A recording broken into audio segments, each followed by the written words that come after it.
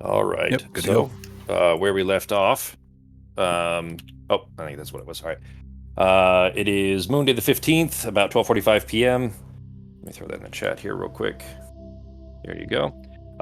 We left off at the Gypsy's Gaze Inn, having just borrowed 3 rooms plus Theo and Avar's room for a quiet conversation with Jazera.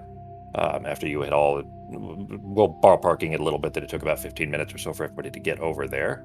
Let me move us over. I like to picture Norok covered in soot trying to act casual.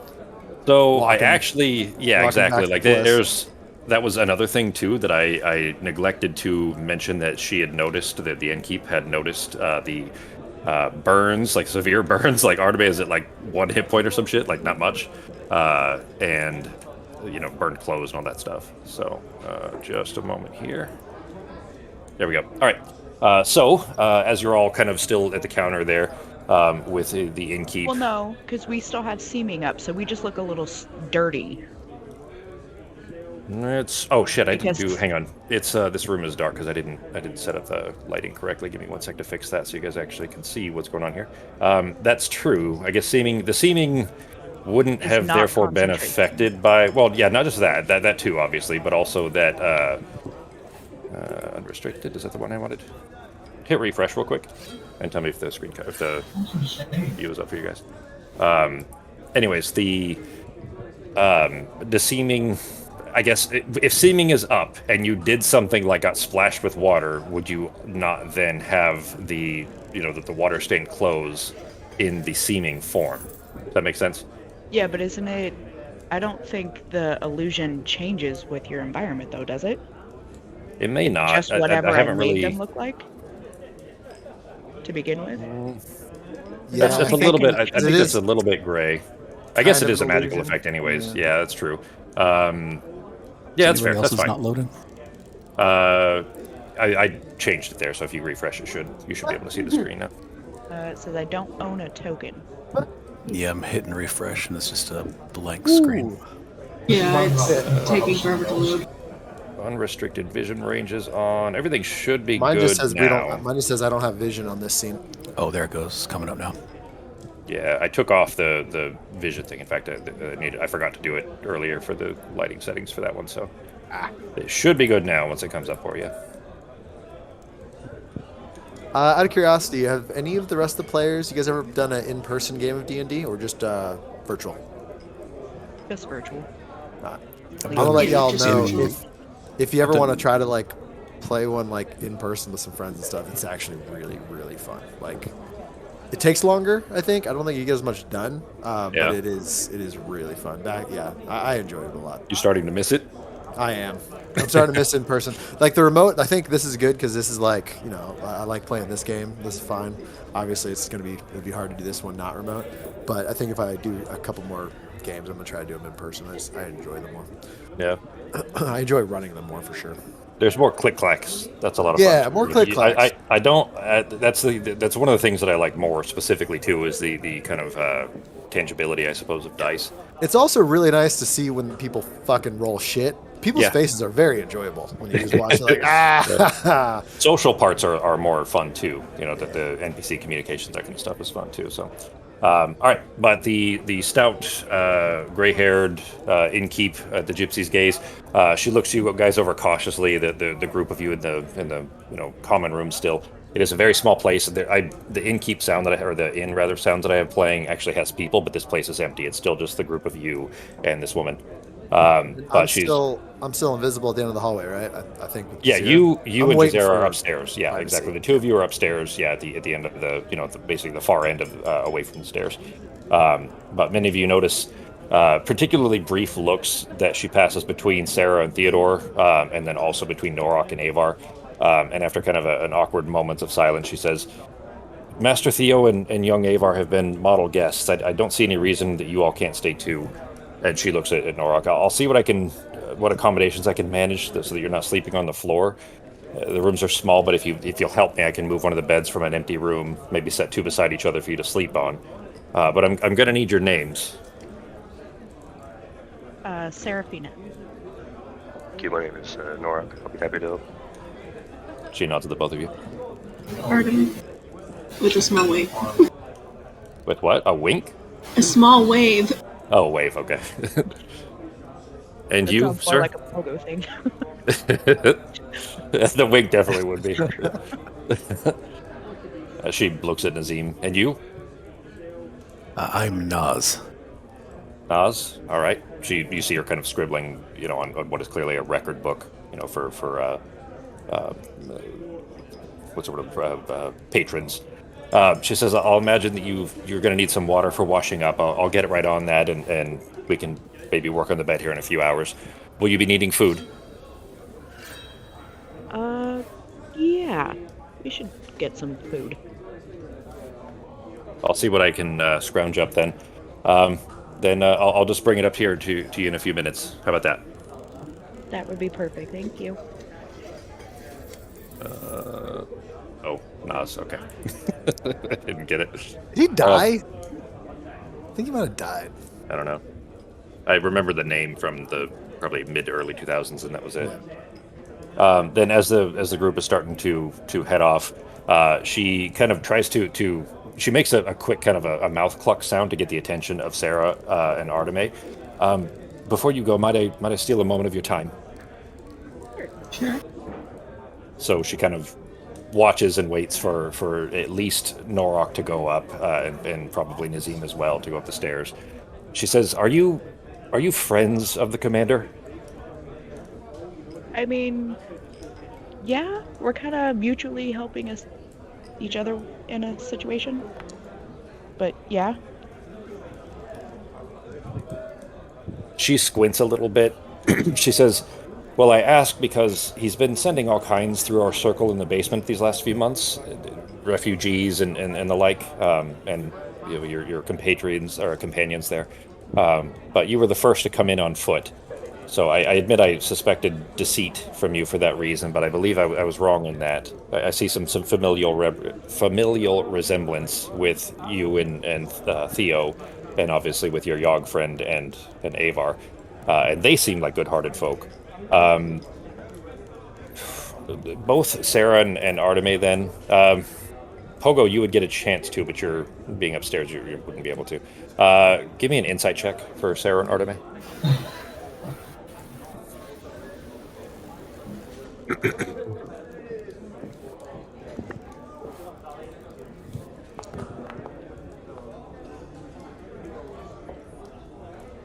Oxygen's coming. Yep. I was just waiting for the pop up. No problem. Okay. Sarah, you kind of recognize that she's not telling you something. She's. You actually, you get 18 high enough. You get the impression that she probably wants to tell you something, but is kind of holding it back. Instead, though, she says, "Is the commander doing well?" depends on what you define as well.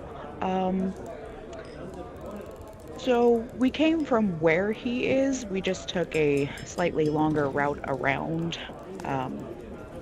We're in the capital to help him find someone. You see her eyes kind of squint a little bit again at this. The stream of refugees that he sent through, they're beginning to slow, but one of them really stood out. Am I making sense here? Yeah, can you describe the one that stood out? She looked a bit like Miss Arteme here. Like exactly like her? No, but similar enough. Does that... Did we notice anybody that kind of looked like Arteme in the Chain of Dogs? Arteme is a blonde elf. So there wasn't anybody else like that? Not many. There were not a lot of elves first in Vabi at all, and those that were likely, especially the refugees, were going to be of a much darker skin tone, typically. A lot more time in the sun than Arteme spends.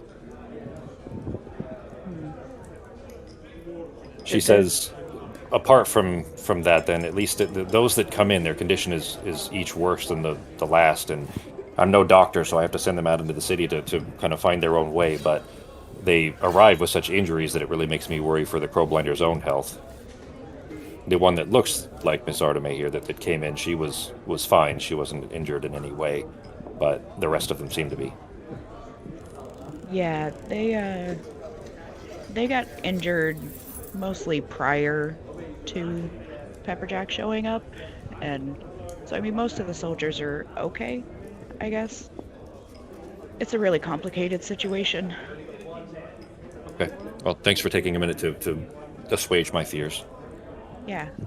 You wouldn't happen to know anything else about the one that looked like Artemis, do you? I don't. She left here, what, maybe 2 weeks past, and I haven't seen her since. All right, She definitely looked like she was on an important mission, though.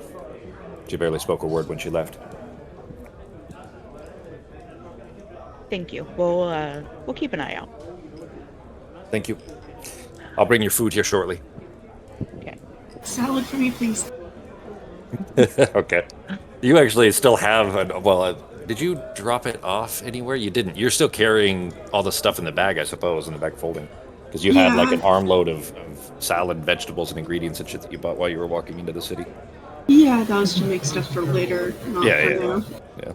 Clover was an elf, right? Yeah. Mhm. Clover is Like a blonde elf, yep. Yeah. That's who she was basically referring to. who she's talking about. Yeah. Yeah, blonde elf. That she doesn't really look like Artemis, but you get clearly that this woman has spent a lot of time being, what was that D word again? God Oh damn it. God, now I can't think of it. Not deceitful, but basically, keeping things quiet to, Deceptive? Discreet. discreet. There we go. Discreet. Yes. There it is. Yeah. Keeping it discreet because, as Pepperjack had warned you guys, of course, but the circle that's here is a secret, and if it were to be found, they would lose it, and they wouldn't be able to send people into the Empire, without triggering those necessary security protocols. So, anyways, it's clear that she's being discreet, and needs you to also do the same with the circle. So, all right. Which is why I didn't mention that was Clover until we were up the stairs. Yeah. I assume that was. Wouldn't have mentioned it. Yeah, that wasn't out loud. But yeah, she did that on purpose Oh yeah, no. specifically. I to was not know asking DM. Okay, If that yeah. was- Okay, well, I would have answered your question on the way up the stairs anyway. All right, then you guys make your way upstairs. What are you guys doing? You don't see anything. You see 6 doors, 3 on the left, 3 on the right, and the hallway's empty. Which rooms were ours? She told you the 4 in the back, basically. So the 2 in the back on the left, 2 in the back on the right. All right. So Theo and Avar were in one of them. Although actually they're there with you anyway, so they would have actually told you they're in the back on the right. Let's head there then. yeah, I guess. You're gonna run into an invisible Pogo and Jazera as you make your way there. As you pass them, though, it's up to Pogo, of course, if he announces himself. Otherwise, you probably just run into them. Pardon me. I'm not gonna just let him run into me. But you go to open the door and see that it is a very small room. Like, there's no way all of you are going to fit in, even just for a conversation. Especially with Norok, you're not all going to fit in there. Like, it'd be uncomfortable for the rest of the group, especially with also Theo and Avar, to fit in there, even if Norok is like standing outside or sitting, really, because he can't really get his head in the door. When they get close, I'm just gonna kind of whisper like, "Hey, it's Pogo. How many rooms do we have?" 4 in the back. Shh, don't talk to me. Shh. How many rooms do we have though? 4 we have all 4 rooms. How are they supposed to tell Don't you? talk to me when you tell me things. Shh. Just an All order right. to the air. I'll use Military message. signals. I'll use message. We have 4 rooms in the back.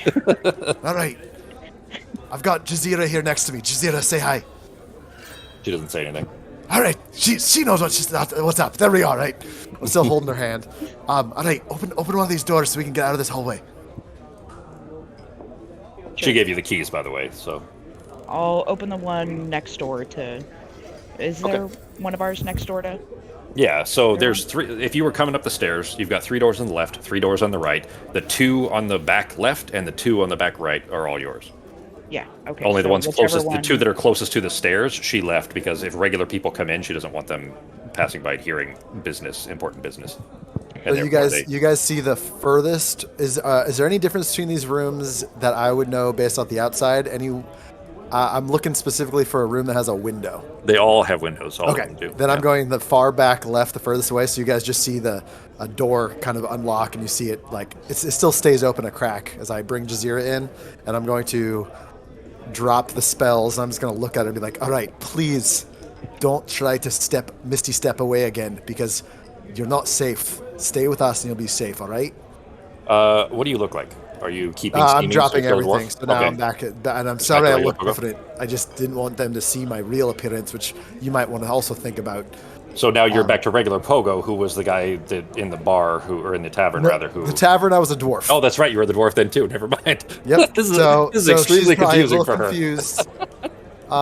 Yep. And I'm just don't worry though. Listen, this is for your safety and ours.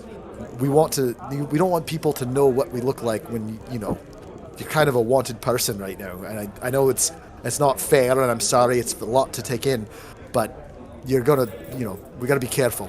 And I'm gonna hold it there because I don't actually have my disguise kit. I think it's in the bag of holding. So I'll wait till I see Artemis, and then I'm gonna try to get my disguise kit.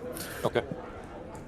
All right, then all of you hear, a very hushed conversation from the other side of the door, with a brief flash of light as he's dispelled the illusions to appear as regular Pogo, although you don't see that, just the flash of light. What are the rest of you guys doing?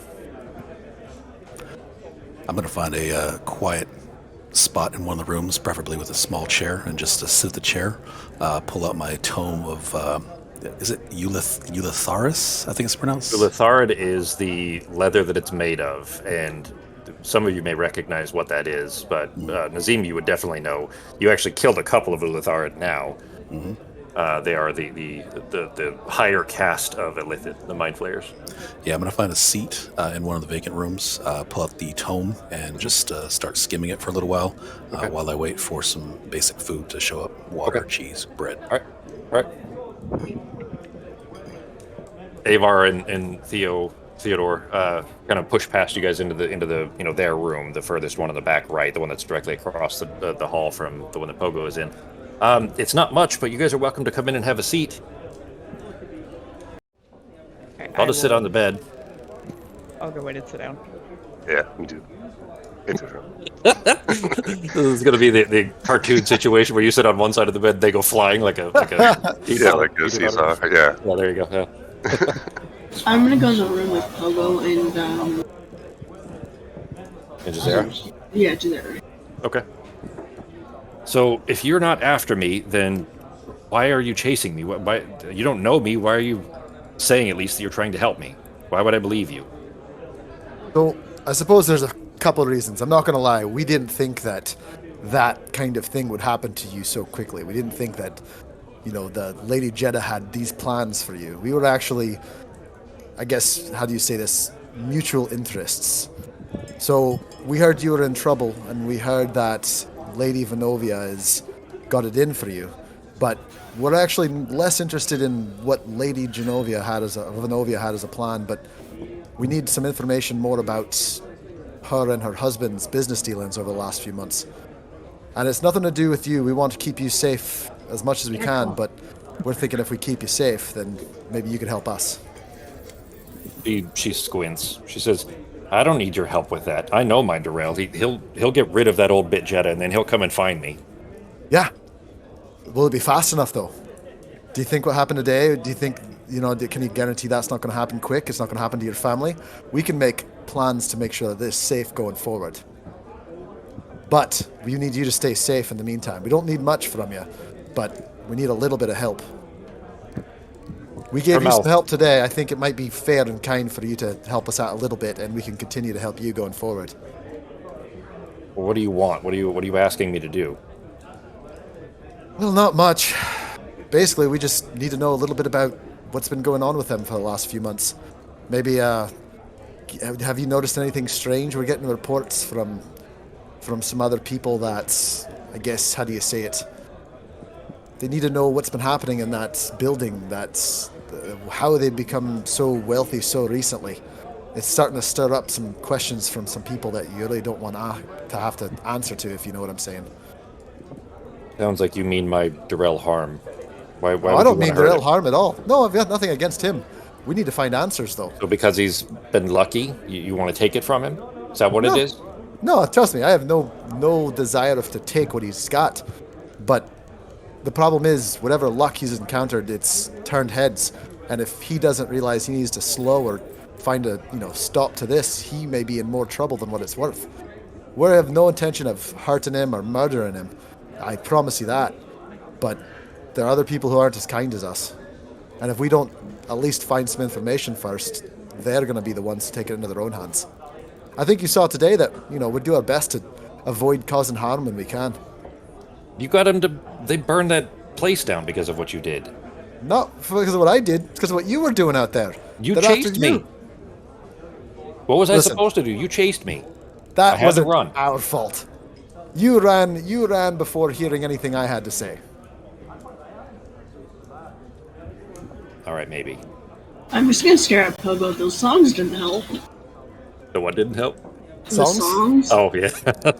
The songs you were They're singing not my about. best work. They're not my best. They weren't my best songs. It's been a while. You didn't have a lot of time to plan Clear either. up- It was clear up had my like voice you had a like bit. you had like 5 minutes to come up with the songs you were gonna sing at best. So she So- says, but I can't help you if you're gonna be trying to take things from him. He's offered to pay my way through the training at the Tower of High Sorcery, and what am I gonna do if he does that? These guys would be chasing me forever. You're not gonna do that. You're not gonna pay my way. Yeah, we're not going to steal anything from him either. And from what I've heard, it sounds like he's not going to have any problem paying your way through that, regardless of what we end up finding out. Even if you don't, whoever's asking you to do this is, why else would they want to know? Why do they care if he's been lucky recently? So they want to take it away from him. Listen, all I can tell you is that if we don't find at least a reasoning behind this, they're going to assume the worst. And when they assume the worst, they're going to do things that are outside of our scope of desire. And when I say they, I mean people that you can't even find out who they are because they are too up in this food chain of the political power spectrum. So You're if going to you try think to you're going to help me hide then? we can help you hide, hiding's not a problem. I don't know if we'll need to help you hide if we get this done the way we want to get it done. You might be able to just go back and live a fun life with Lord Dorell. With his... And you promise you're not going to try to steal from him or help somebody else steal from him or hurt him? Yeah, no problem. That was never any of our pursuit, or there was never an ask of us to hurt him or steal anything from him. So Arteme, she looks at you first. I'm going to have you make a check here in just a moment. Arteme, she looks at you and says, "Do you believe him? Is he telling the truth?" I can never tell with the small folk. Real quick, Jeremy, I don't- am I telling the truth? I feel like I am. I feel like I'm Okay. like... You have We're not not lied so far. stealing. Correct. Okay. I'm gonna Correct. put it this way. The only thing we were asked was to find out information. This all sounds extremely suspicious. Well, you found yourself in a very suspicious situation. All right. So the DC then, there were some things to adjust the DC here. I can show you afterwards. The DC Yeah. then is going to be a 25. What's that, Fox? The other thing I'm gonna say is, remember the manacles that were on you? The metal of it? I know them well. That wasn't the first time. They've been chasing me for years. Whoever is up in the food chain wants to know how your Dorell got a lot of that metal. And why. I don't even know that. How is that going to... Why are you asking me? Go ask him then. That's what we were told to find out, but we can't ask directly. But I can't help you though. I don't know that. I wouldn't know where he got Not it. He doesn't bring me that. into the business dealings. Right. But scheduling. And Can I do who's an there. insight check? I don't trust her. I Sure. don't trust her. Good. My insight's not terribly high, but this girl's like, he's gonna pay for me to go to school and break up with his wife, blah blah blah. But I don't know anything about anything. I'll go ahead and tell you that you Not great. absolutely clock her, as this is very much a cliche, and you would guess based on how many famous lords' wives that windows you've jumped out of that this has probably happened 100 times. Yes, Yeah. this is probably not even the first time for Dorell. So this very much feels like a cliche. She seems like a naive and young. Don't worry, and baby. I'm kinda leaving young. my wife. Exactly. She definitely seems that though. She seems naive and young. But you don't get the impression that she's lying. Even with an 8, I'll go ahead and tell you that she seems not very good at hiding feelings or emotion. Is the assessment you would get. She's simple. I mean, You know, just young, morons. just not. She's just not a very. She's not a practiced deceiver, I guess, is how I'd say that. is the impression that you get. I would have given you that under your passive score, even though you rolled really low. Your passive insight's probably at least 12, I would think. So anyway, what do we need to roll of 25 so, in? In persuasion, Oh. but the but it's not advantage or anything. It's going to be a flat roll, 25 persuasion. There were some things that you could have potentially gotten to bring it down further, quite a bit further even. But 25 is the DC now. So, All right, either one, either Arteme or Pogo, whichever one wants to roll it. I'm on it, Yeah, you have better for Oh shit! motherfucker! With a 15, with a plus 15. Anyone near me that gives me the ability to reroll shit? Anything at all? No, that's okay. Well, Sarah's No, in the because other I think room. Sarah would have to see it. You have to see, I think. Yeah. Okay. Check. Go ahead and check. I don't know. Yeah. But I mean, you also would have to be hearing, like, to know when to need to do it, to be hearing this conversation. And Don't you have one though? Or is that just making other people reroll? For Pogo, his Did you is give just yourself number part one. If I give, I actually don't You think can't I do it can. after the fact. You can. Yeah. You can give yourself I inspiration. give myself. I should. But yeah, you can't do it after the fact. Yeah. I gotta really look at that because I actually don't know I can.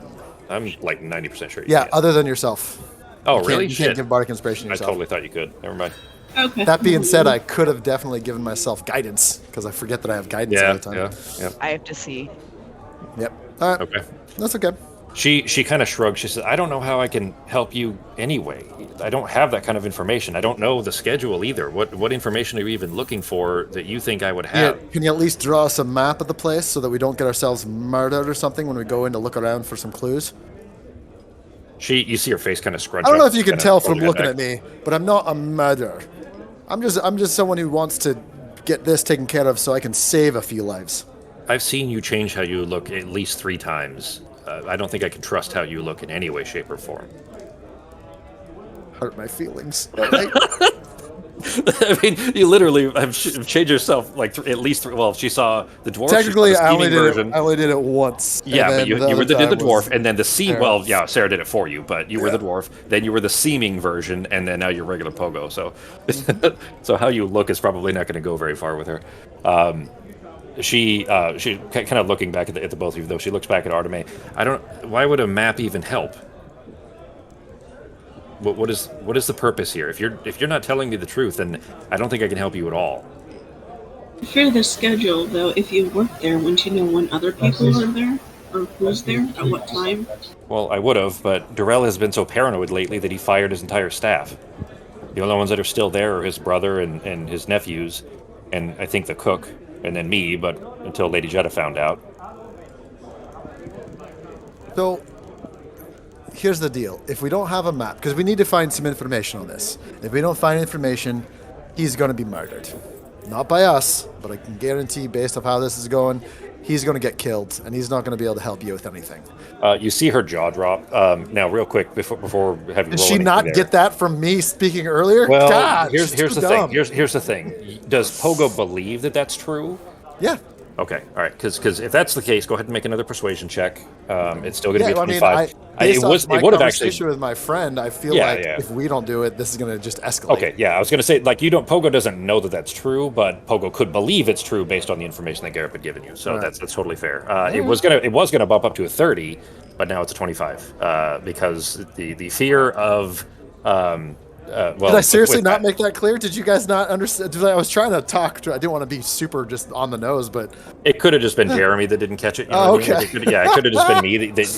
I got the insinuation that something bad was going to happen, but you didn't outright say, or at least I'll put it to you this way: that she wouldn't have picked up that the threat was to his life, not just to his goods. Yeah, Just stealing that's why things. she said stealing or Yeah. hurting, but Yeah, there's a difference between hurting and dead. Yeah, the impression I got was that from what you were saying, Justin, was that Pogo was trying to give the suggestion that all of his stuff was going to be stolen, but not no. necessarily killed. I was definitely trying to make it seem. I was like, people Like it's are not worried your about me. are Trying, gonna get- but not are in the gonna- best of ways. Yeah. God, I thought I was No, doing you're a fine. very good. It could have just been me. subterfuge talk about it, but I could be wrong. Okay, I the don't way know if my you head were is saying any it, less you were foggy than it was hinting last at week. like torture, but not Yeah. necessarily death. Well, still, that's not Torture, good. yeah, torture still wouldn't be good. Yeah. I never said it was good. All right. So with this second kind of attempt at pleading, you In fact, actually, Sarah, Nazim maybe less so, but and Norak on the other side, you guys actually hear a kind of a quiet, like shrill almost, like a scared squeal a little bit, and she says, "But I don't know how I'm going to help, but I can't have him killed. He promised to marry me once his wife had run off and make me a real lady and give me the papers and all, and I was going to make my uncle so proud. I should have known better, but if he's going to be killed, I can't have that. I can't let that happen. So what am I supposed to do? How am I supposed to help you with this?" Well, the easier you make our job, the more likely we'll be able to get in and out of there without anyone noticing or without doing, And that's what the map is for? Yeah, if we have a Yes. map and a schedule to know when people are coming in and out and when the security is going to be certain areas so we don't have to worry about running into them, we want to do this quietly. If you don't know any information about his business, we still have to find that. Like, we figured that we'd be able to help you and you could help us. That's why we kind of, looked into you to find out more about you. And we understand that your relationship with him is strong. And we've even heard from some other people that, now this is all lies right here, that he cares about you more than his own life itself. And he doesn't want anything bad to happen to you. He'd be willing to give up everything he has to be with you. He just doesn't think, he's very, very much in love. And we don't want to, do anything that would hurt that, but we need to protect him by getting this information. So if I help you, you can protect him? If you help us, we can protect him and we can protect you. Now these are lies. I am telling these are definitely lies. No, I'm not telling her that. I'm telling DM. These are not. Okay. These are not true. I'm You're not saying you're this not out turning loud. to Arteme and saying, "Yeah, all this is lies." No. I would definitely around. know that These it's are lies. all We can lies. maybe protect her, Yeah. and I was gonna talk to Pepper Jack about getting her into like the college, but at that that's about it. I think protecting her and maybe seeing if Pepper Jack could help get her into the college for the magic would be the only thing we could do. Protecting him, definitely not. If that's out of our scope. Yeah, she's not. She's keeping her elf mouth shut in the room. Yes, I'm definitely keeping my mouth. All right. I did say I wasn't saying this out loud. Yeah.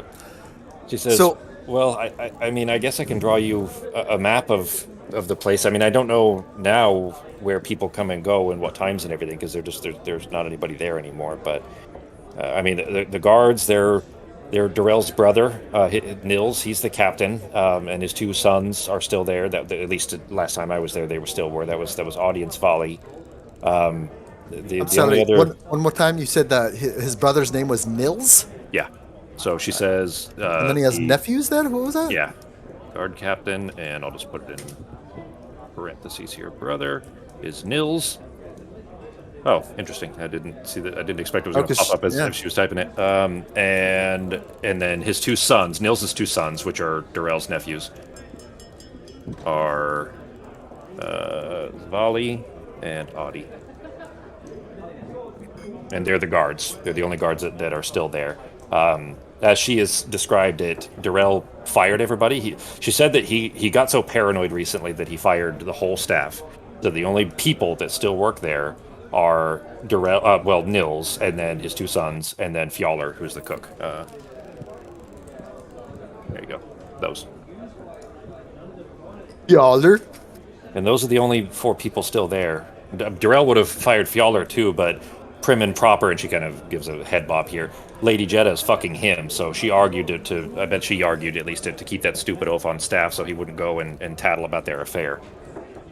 What a fucking bitch. Yeah, hypocrite bitch. Hypocrite bitch. Yeah, I hate that lady. But the rest of the staff he replaced them with these, and she shivers a little bit, these machines, these things. And they're all over the place now, but they give me the creeps. I'm kind of a little bit glad that I don't have to work there anymore around them, at least. You know anything more about these machines? Do they walk around, or do they just kind of stand there like golems? Oh no, they move. It is very unnerving to see. It seems unnatural. I only saw a couple of them before I had to leave, but they're these big, and she kind of lifts her arms up, like lifts her shoulders and her arms up. These big machines they're made out of brass and gold. And at first I didn't think they had any smarts to them, like they were just as brainless as Fjaller, but I was wrong. The ones I saw, they had this kind of like purplish chunk of, and she kind of holds her hands over her chest, like over her stomach. Purplish chunk in their chest, and I swear that I saw like a face in the crystal looking back at me. It even blinked, like it couldn't have been anything else. It was definitely a face. It didn't look like any kind of human or elf or small folk or any other kind of people I've ever seen, but it was a person for sure. Soldier? She kind of shrugs. The thing is, there's some details here that Ben, Becky, and Sako would probably remember, or could potentially remember from Balance there, that weren't a huge part, let's say, of the Vast Erudition. It has been at this point 10 months, I think, since the Vast Erudition, so a lot of the smaller details are not still remembered. The way that you don't remember small details that happened 10 months ago in regular, the download that was given to everybody are starting to fade. A lot of the kind of smaller details of those memories, obviously the important parts are still there, but some of the smaller details are beginning to fade. What she's describing were called the Tatujin. This would not be her speaking it, but that's what those were. So Ben, Becky, and Sako, you guys might remember those. But that's what it sounds like, is what she's describing. But they're all over the place now. He uses them for guards and for staff and for cleaning and all kinds of other things. Huh.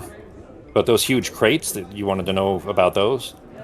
The ones that have that East Empire Shipping Co. stamp on them? That's what you wanted to know about? Well, those are basically what they want to find out about. Where they came from, how they were paid for, what they're being used for.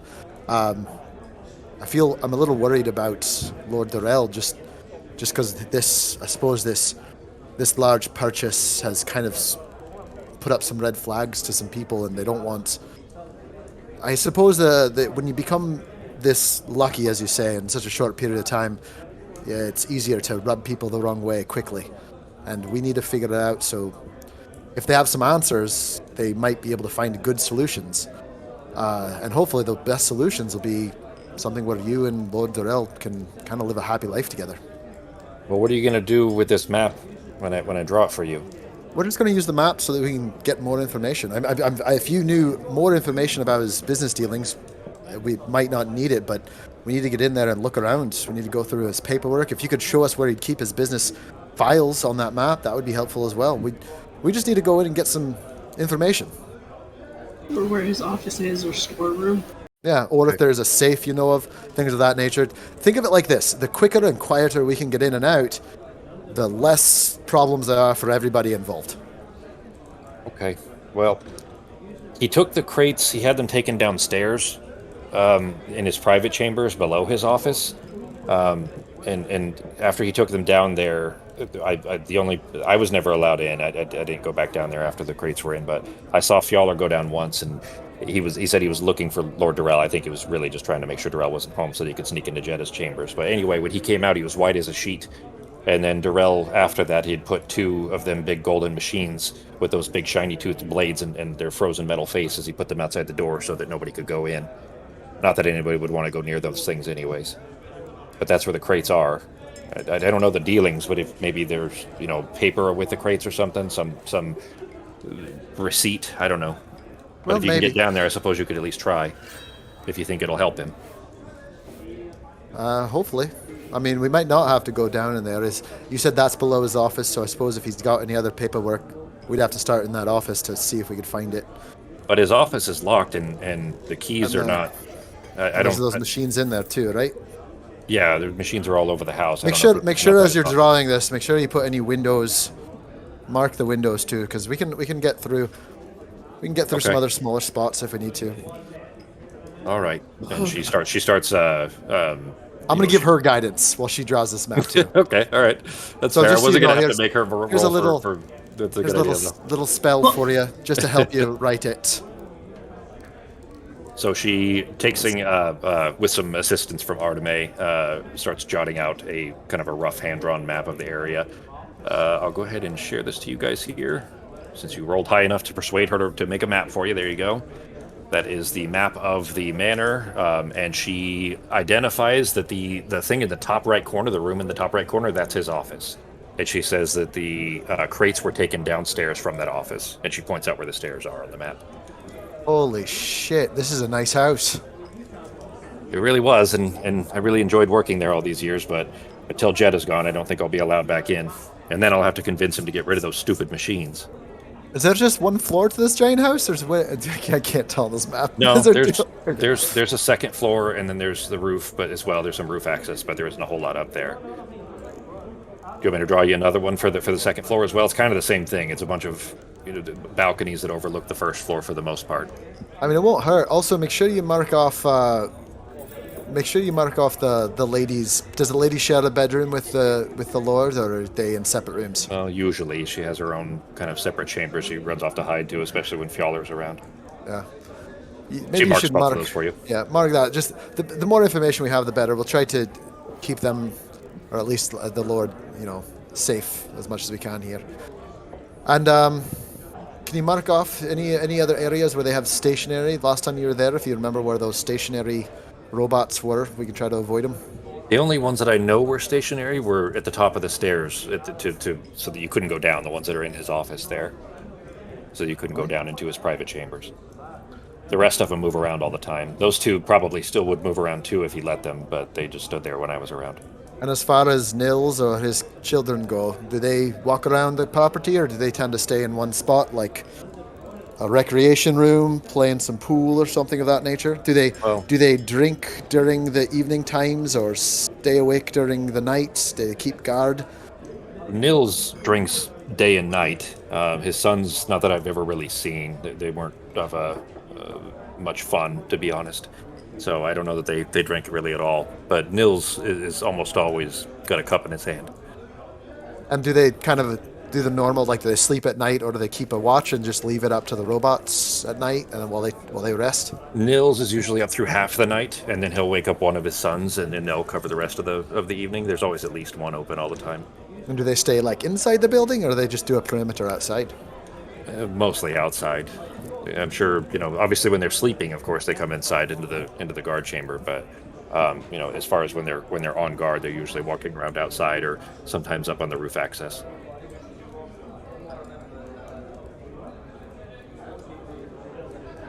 All right. Well, let's see. You think this is really going to help? This is going to keep him safe? I think it will definitely. It can't hurt. I'll be honest. We're not with that. If we don't feel that we can safely get the information we need, we're gonna have to go back and say we can't do it. And if we can't do it, then they're gonna jump to step 2, which might involve him getting hurt or killed.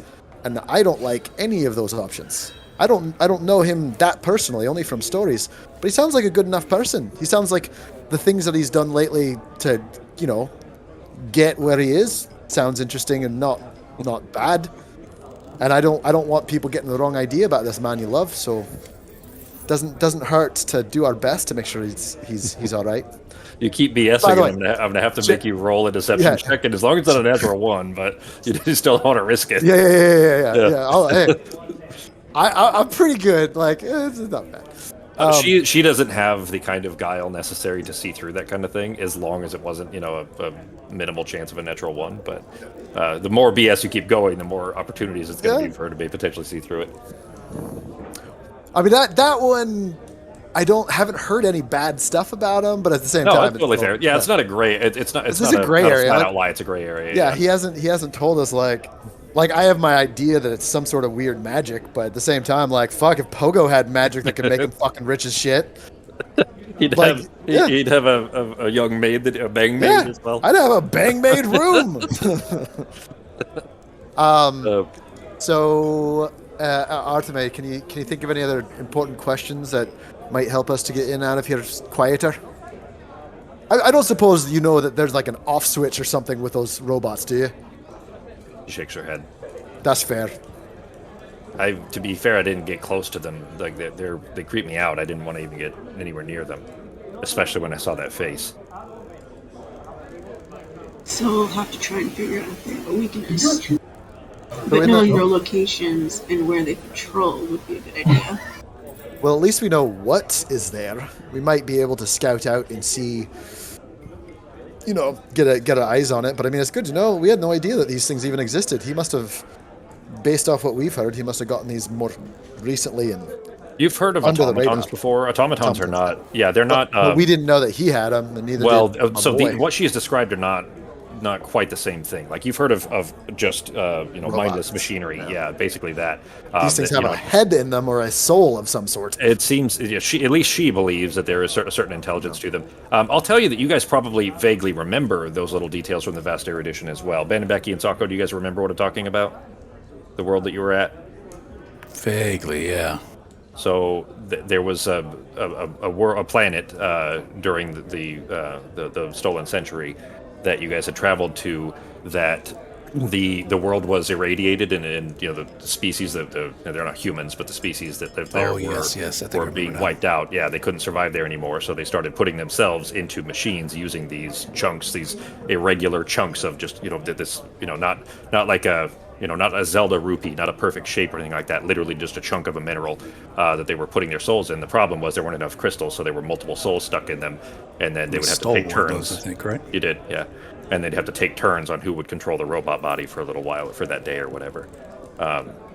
Anyways, that's essentially what she's described, is that little bit of information, which would have been one tiny fraction of that 100 years of downloaded memories that was past all of you.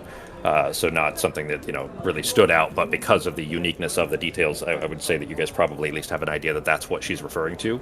That sounds similar to that. She also would have, of course, received the Vast Erudition, but the sentient nature of it is still apparently creepy enough to her that it wasn't something that she wanted to dwell much on. But all of that aside, anyways, she finishes drawing the map. She says, I really hope this will help. I don't really know what to do now if I'm supposed to, stay hidden. How are you going to help me keep away from them? For now, you're going to have to stay hidden. I'd probably recommend, if you don't mind, you can stay hidden here. At least, you said your uncle. Do you think your uncle's... I'd be worried to go back to your uncle if they're looking for you, if I'm being honest.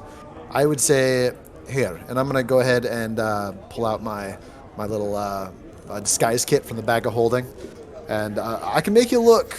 I can do a pretty good job making you look different enough that you'll be able to, at least wander around should you need to, but...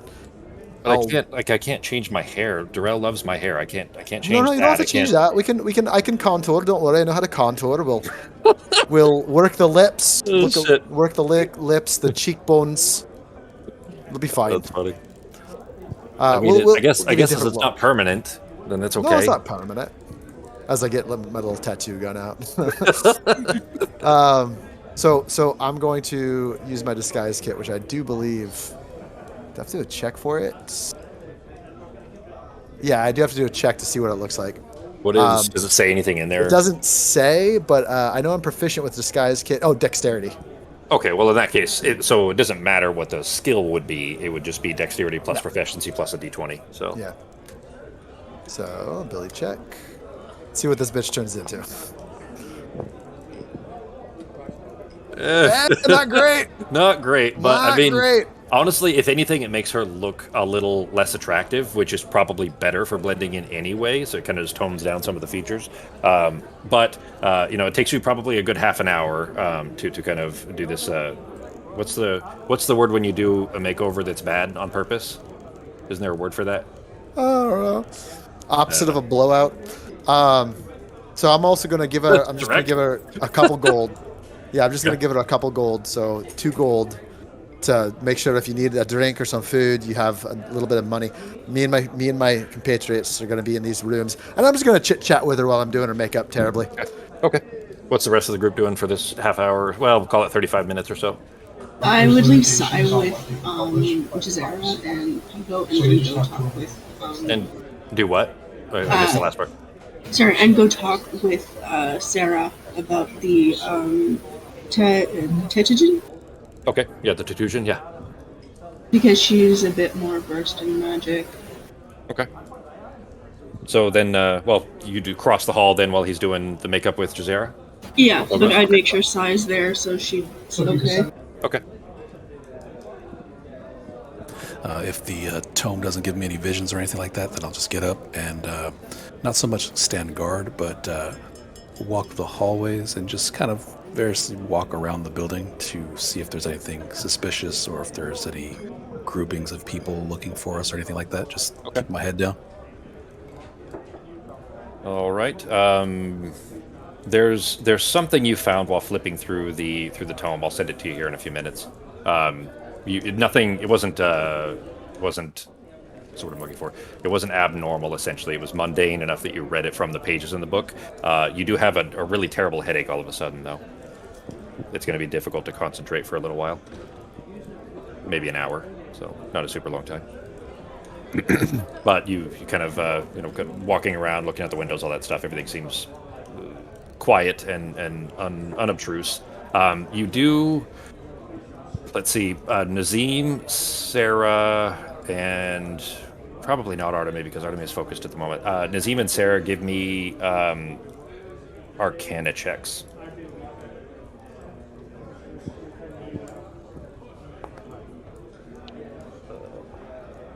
So glad. Invisibility, I think, is my favorite spell in this entire fucking game.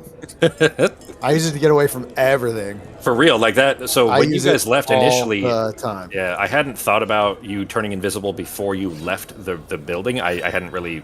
You hadn't said it yet. So basically, when you were leaving the building, I was like, okay, well, they're just going to fucking follow you then, because you go out riding on a griffin. Good luck following an invisible griffin around. Well, that's it. So because you specifically mentioned that you went invisible before you went out the door, and Pietro was inside the building with you, which is weird. Like, how the fuck is who's going to think of a griffin walking out of a front door? I love that. I imagine all these people leaving a burning building, just. He's like pushing past tables awkwardly. He did. He knocked on tables off the sides. Yeah. All right. Nazim, you feel a wave, like a pulse of arcane energy that passes over you, and it was massive. It felt like it passed over the entire city, and it was not dangerous in any way. It felt like a natural part of the city. It felt like a thing that everybody's clearly used to, because you don't hear screams outside or anything of that sort. It just felt like a pulse of strong reconditious energy, enough that it was to cover the city. And you hear from downstairs, specifically because you said that you mentioned that you're kind of keeping watch and looking for anything that stands out. You hear a from downstairs from the innkeeper woman. Oh, by the way, I'm sorry, I forgot to tell you. She introduced herself when you guys were introducing yourselves. She told you her name is Hortensia.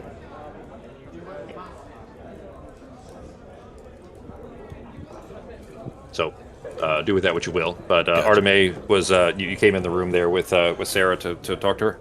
Yeah, to see if we could use the familiars after Pablo was done talking, to see if we could get any recon on. You're talking really quiet, Fox, and it looks like it's too quiet to hear what you're saying. Sorry. I was gonna see if we could use our familiars to do some recon and try and figure out exactly what the Techutin were. Sure. Yeah. I guess I'll just go sit in a corner and just go into Noctua's eyes and send her over, because we know roughly where the building is, right? Yeah, where the manor is. Yeah. Yeah. Yep. By Garrett. Garrett had told you where it is. He had shown you a rough drawn map of just from the outside, like the roof of the building, that he had a guard that was flying on a griffin had drawn for him. So you'd had kind of a general idea of the outside layout of the building, but not any actual rooms. Now Jazera's given you an inside map of the place. For handiness sake, I'll tell you that she drew two, one for the top floor and one for the second floor, one for the ground floor, one for the second floor. So yeah, but you do know that it's a decent enough distance away that you won't be able to communicate with seeing through the senses of either of your familiars from this distance. But we can still see, right? We just can't communicate. Isn't it limited unless you take unless you're a warlock with Pact of the Chain? I don't think it's that far. Pact of the Chain is 1 mile, which is huge, but I think regular familiar. Let me see. I could send Pietro. He's got a mile. He could telepathically tell me shit. Yeah, it's 100 feet. I'm sure no one would see him. Well, there's griffins flying over the city. That's normal. Oh, okay. Yeah, they're used by the City Watch for guards. The City Watch fly on them to have like an aerial reconnaissance for guards and stuff. But anyway, so griffins over the city isn't that big of a deal, except when they're carrying a fugitive. So, but yeah, as far as you guys sending Sai and Noctua to go check, they can go and then come back and potentially fill you in on some details, but you won't be able to use their senses outside of 100 feet, and it's probably it's probably half a mile away inside the city. Gotcha. Can Noctua carry Sai? Have we talked about that before? They're both tiny. They're both Yeah. really tiny. Like, you said that she was a very tiny owl, Yeah, and if she Sai was is also small very tiny twin-tailed. So Yeah, if they're she about the was, same size. which is not good for flying. Like for a hollow bone bird to be able to lift and carry something else needs to be much smaller. If she was a great horned owl, absolutely for sure. But because you said she's like that little, I forget what you called her, like a parakeet owl or something like that, like a baby, It's whatever a little it was. like African owl. Yeah, it was. You told me the like specific Fox species, and I don't something. remember. Yeah, Yeah. but it was it's like 6 inches tall or something. It was an itty bitty little thing. So Yeah. definitely not like that. But at least. Well, yeah, you both, because it was still originally the Find Familiar spell anyways. You can actually change their shape. It just costs you you can put them in a different form, but it costs you the incense and charcoal necessary to redo it. Yeah, which we'd have to buy more soon anyway. Yeah, I think Sarah bought some. I've got like Yeah. 3 things, I think. Incense and charcoal. I have 3 pounds of incense and charcoal, and then I think I left some in my thing too. At the Crow Fort? In the house at the Crow Yeah, Fort? I left 4 incense and charcoal in the lockbox in my room. Okay. So I've got 7. Because it's a pound of each, right? It's something, yeah. I mean, I can look it up. It's something like that. Hang on, I got it right here.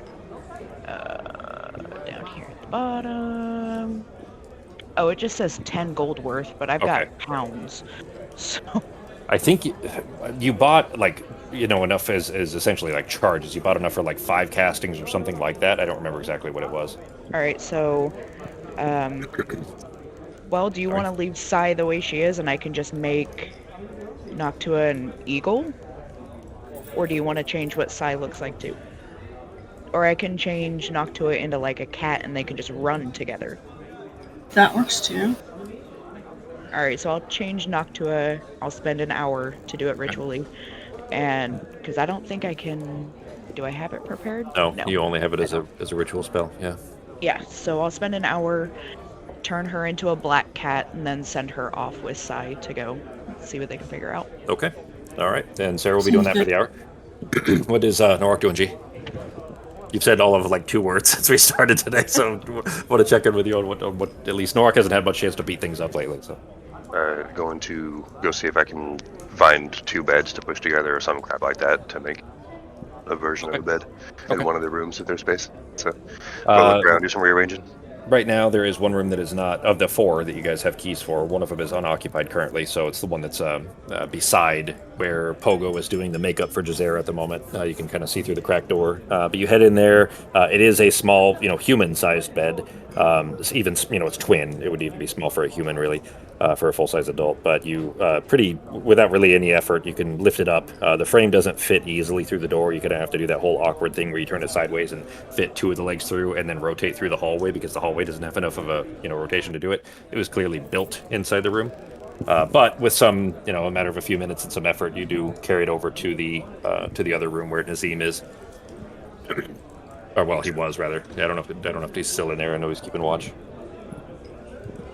I'm just kind of walking around the hallway, looking around. Sure. Get that set up, and then I don't remember how long it's been. Probably go get something to eat, or if it hasn't been that long since we get something like a. You haven't ate since Very you, unless you guys, kind of grabbed things as you were walking into the city. You haven't eaten since this morning on the Sevastopol. But What time is it? It's about 1 p.m. right now. All right. All right. And Hortensia brings up these very heavy, like stoneware bowls of this thick stew. You don't immediately recognize the meat except for Norak, which you clearly know that it's elk venison specifically, which you gather would be very, like, next to impossible to find fresh elk venison in the city. So you don't necessarily know where it came from. And then you remember that not many days ago, you guys sent through a few of the refugees out of Meadowview, remember? and there's ton of elk up there. So you gather they probably paid for their rooms, maybe with some elk. Okay. About that time, then Norok, you finish, or sorry, Pogo, you finish the makeover for Jazera. All right, you are looking like a totally different person. It's gonna feel a little awkward and uncomfortable, but I suppose I can deal with it if it's gonna make Darrell's life easier. Yeah, I mean, hopefully it makes both your lives easier. All right, so which room do I stay in here? Staying here for now. I think I've been hearing some people moving back and forth. Are you okay, though? Is there I heard your anything big else? friend carrying something. I think he was trying to carry a bed or something. Yeah. Just so you know, if for any reason you find yourself in a scrap, if we're there, just get behind him. He's a good protecting person. So if you need it, he's there. She leans in and she kind of cups her hand over her mouth like she's clearly trying to whisper something. Do they eat people? I've always heard they eat people. So, I've never seen him eat people, but I can't say with certainty that he hasn't eaten people. But you still want me to hide behind him? Yeah, I mean, I'd hide behind him. He hasn't eaten me yet. Although be all that filling. Not the back. I know. Yeah, yeah. I usually stay. I'm maybe he just doesn't see me as a good enough meal, but for the most part he's fine. Well, would you like to? I mean, I'm honestly, I'm probably going to take a quick nap. I know we took a little damage there. Do you want to take a quick nap? And I'm gonna go. I'll sleep on the floor. Are there 1 or 2 beds in this little room? Only one. Each of the rooms has one, except for one of them has 0 beds now. You can. God damn it, Norok. You can sleep there, and I'm gonna go ahead and I'll sleep on the floor for just an hour, just to relax a bit, and then. But I can also play a song to make it a little bit easier to sleep, and I'll do my thing that I fucking never do. Yeah. And I'll do my song of rest as well. Okay. Singing some soothing music, and the hit points increase by an extra D10. Wait, hold on. How does this work? Well, you're past so 13th rarely. level, so. Yeah, 1d10 at 13th level. Yep. So I think you just get an extra D10 For every hit dice you spend, for right? every hit dice you spend. Yeah. Wow, that's a lot. Yeah.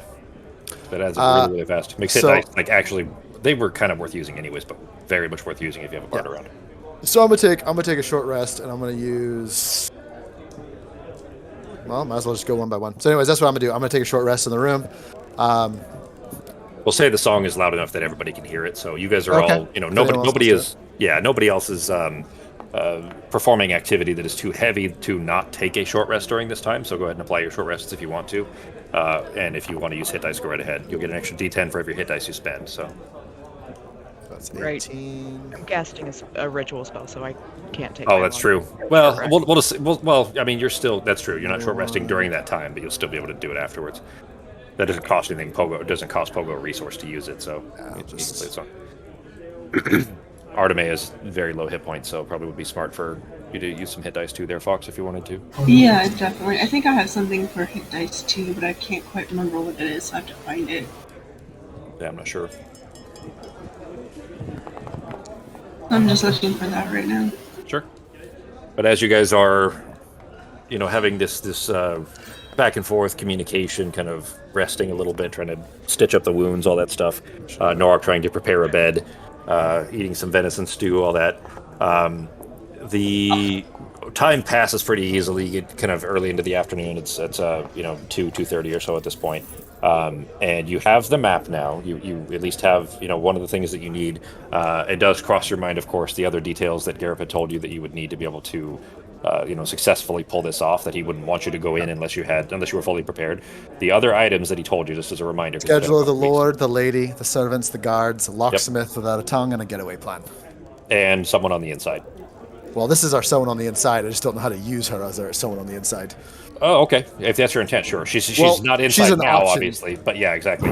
If you can get her snuck in somehow, she does know the place. But yeah, it's up to you on how you guys want to handle that. Oh shit, that's cool. How did that? Did it just tabulate it, Becky, or were you It just auto- rolling? It does auto add your hit points when you do it. Yeah, but like the thing Might where be she able to did. short rest. Yeah, of course. Yeah, everybody can. Yeah, so I clicked the short rest, and then before actually hitting rest, I rolled, and then I hit rest, and it did it all for me. Okay, I see. Shit, 4 hit dice and you only got 15 hit points back on that. I rolled 2 ones. Yeah, that is awful. You get a D8 for every one of those. No, a D10. A D10 for every one of those rolls. So yeah, roll another. So add a D10 for each one that you rolled. Yeah. Sako he rolled 2d8 and both of them were 8 so far. Everyone can do that if you're taking short rests. It's the medic's feat thing. So make a DC 15 medicine check for each creature on 6. The creature spends a hit dice during this rest. That creature can forego the roll and instead gain the maximum number of hit points. The dice can restore. A creature can do so only once per rest, regardless. But yeah, exactly. You can only help one person do that. So probably yourself would be whoever you'd want it most right now, right? Because you were the worst shape. No, it's just a creature can only do it once per rest. So I can only help one person once per rest. Yeah, you can help yourself though. Oh, maybe not. Yeah. Does it say other than yourself? Because mine says other than yourself, which is pretty. It doesn't say other than yourself. You could probably do it to yourself if you wanted to. Yeah, it is. During a short rest, you can clean the binds. That's the one you're talking about is medic feat, right? Yeah. Yeah, so you can clean and bind the wounds of up to 6 willing beasts and humanoids. Make a DC 15 Wisdom medicine check for each creature. On a success, the creature spends a hit die during this rest. They can forego the roll and instead just regain the maximum number of hit dice the die can restore. A creature can only do 1. Okay, yeah, so it's only 1 hit die worth that is automatically maximum. But yeah. So still good. I'm gonna do the 1 max. Okay. That'd be 8 plus 4. Okay. Since I'm doing it. Go ahead. So I was going to say, since I'm doing a short rest, can I change the armband that I have, change the resistance to radiant damage, please? Because it says I can change it on short rest. Yeah, then go right ahead.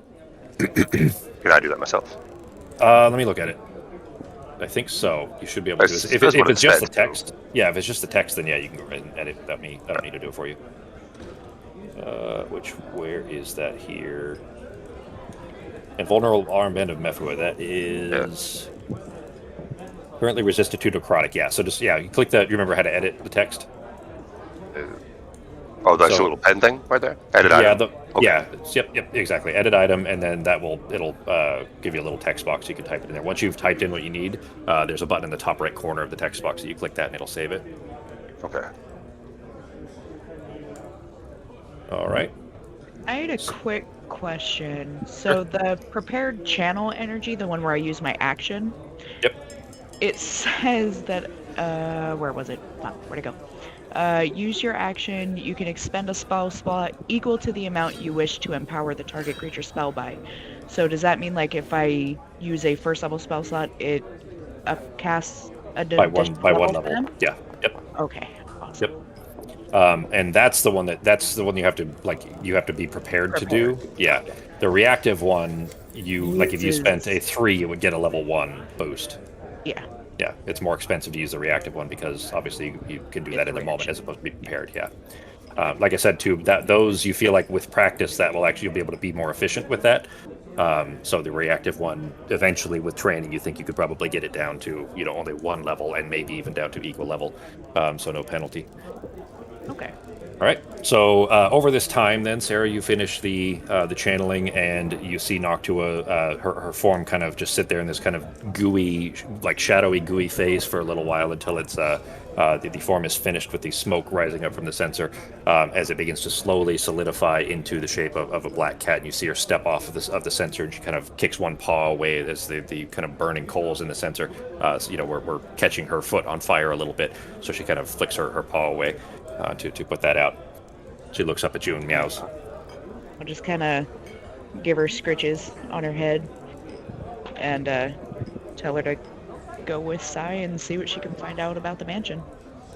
You get a picture. You remember that they communicate in pictures, not in words. And you get a picture of a house with a red door. It's just a random thing you just recognize.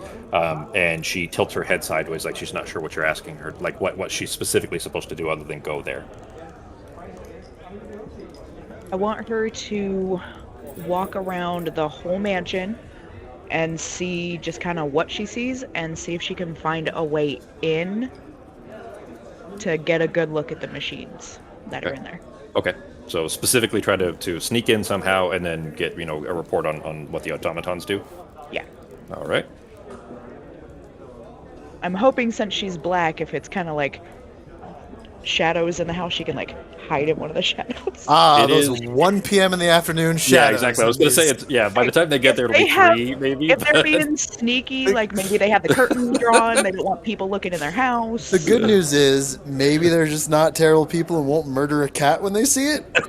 I mean, if they do, I can bring her back. But it's like, like, oh shit, a cat got in the house. Shoo, shoo. Or like, oh, this is our cat now. Maybe they're cat Not just people. a cat. Not just If a cat. she's- Also a twin-tailed white fox who stands out like a sore thumb. Well, in any maybe they situation. just see one Okay. and not the other at the same time. Well, I'm Sai's gonna- very stealthy, so she can. Yeah, she I'm can gonna hide. have Sai do a stealth mission on the outside of the perimeter to get like the movements outside while Noctua goes inside as a cat. Okay. Yeah. all right. That would And- be both. And if about how long do we think it would take them to get there? Let's see. For 2 animals with probably 20 feet movement speed, maybe. I mean, we're talking it's going to be probably an hour to get there, and then however long you want them to be there, and then an hour back, unless you just poof them back, All right, yeah. which if you can she's both not, do. So, If she's not back in 3.5 hours, I'm poofing her back, okay. unless I feel Same. that she's disappeared, and then right. I guess I'll ritually bring her back. All right. Well, you guys tell me then when you want to pull them back, because the day, unless you're just going to sleep the rest of the day, you let me know. Yeah. I'm out Whenever for an hour. 3.5 hours is up Okay. from the time they leave. Oh, yeah. Pogo's sleeping. You mean for an hour? Is that what you're Oh, referring yeah, to? I'm sleeping / relaxing in the room Yeah. for an hour-ish. And then Sai, then Arteme, she's going to be watching the outside, like looking for guard schedule, that kind of thing. Yeah. Okay. All right. That potentially, depending on some rolls, that might get you the schedule you were asking for, at least from what is visible from the exterior. Again, you're not going to be able to get direct communication or senses from them, but once you snap them back, they can fill you in on whatever details they find, unless they die. So we'll see what happens. Yeah, let's hope not. All right. 1 hit point cat. Then we'll say then that well, she's still a familiar, so she still has even though she's in a cat form, she still has her familiar stats. That doesn't change. It's 10 or something. I think it's 10. By default, something like that. I'm pretty bring her sure up and see. my Pact of the Chain familiar had 10. So I'm pretty sure that all familiars do. At least I thought so. So just to recap here, we have the map, we have the person on the inside, we have someone doing reconnaissance to check the schedules of people. What else that we need? You need an expert locksmith and a getaway plan. And the schedule isn't a definite, and the someone on the inside is not a definite. Those are going to depend on some rolls, and then some, I guess, creativity on how you intend to insert Jazera into the place she's been fired from.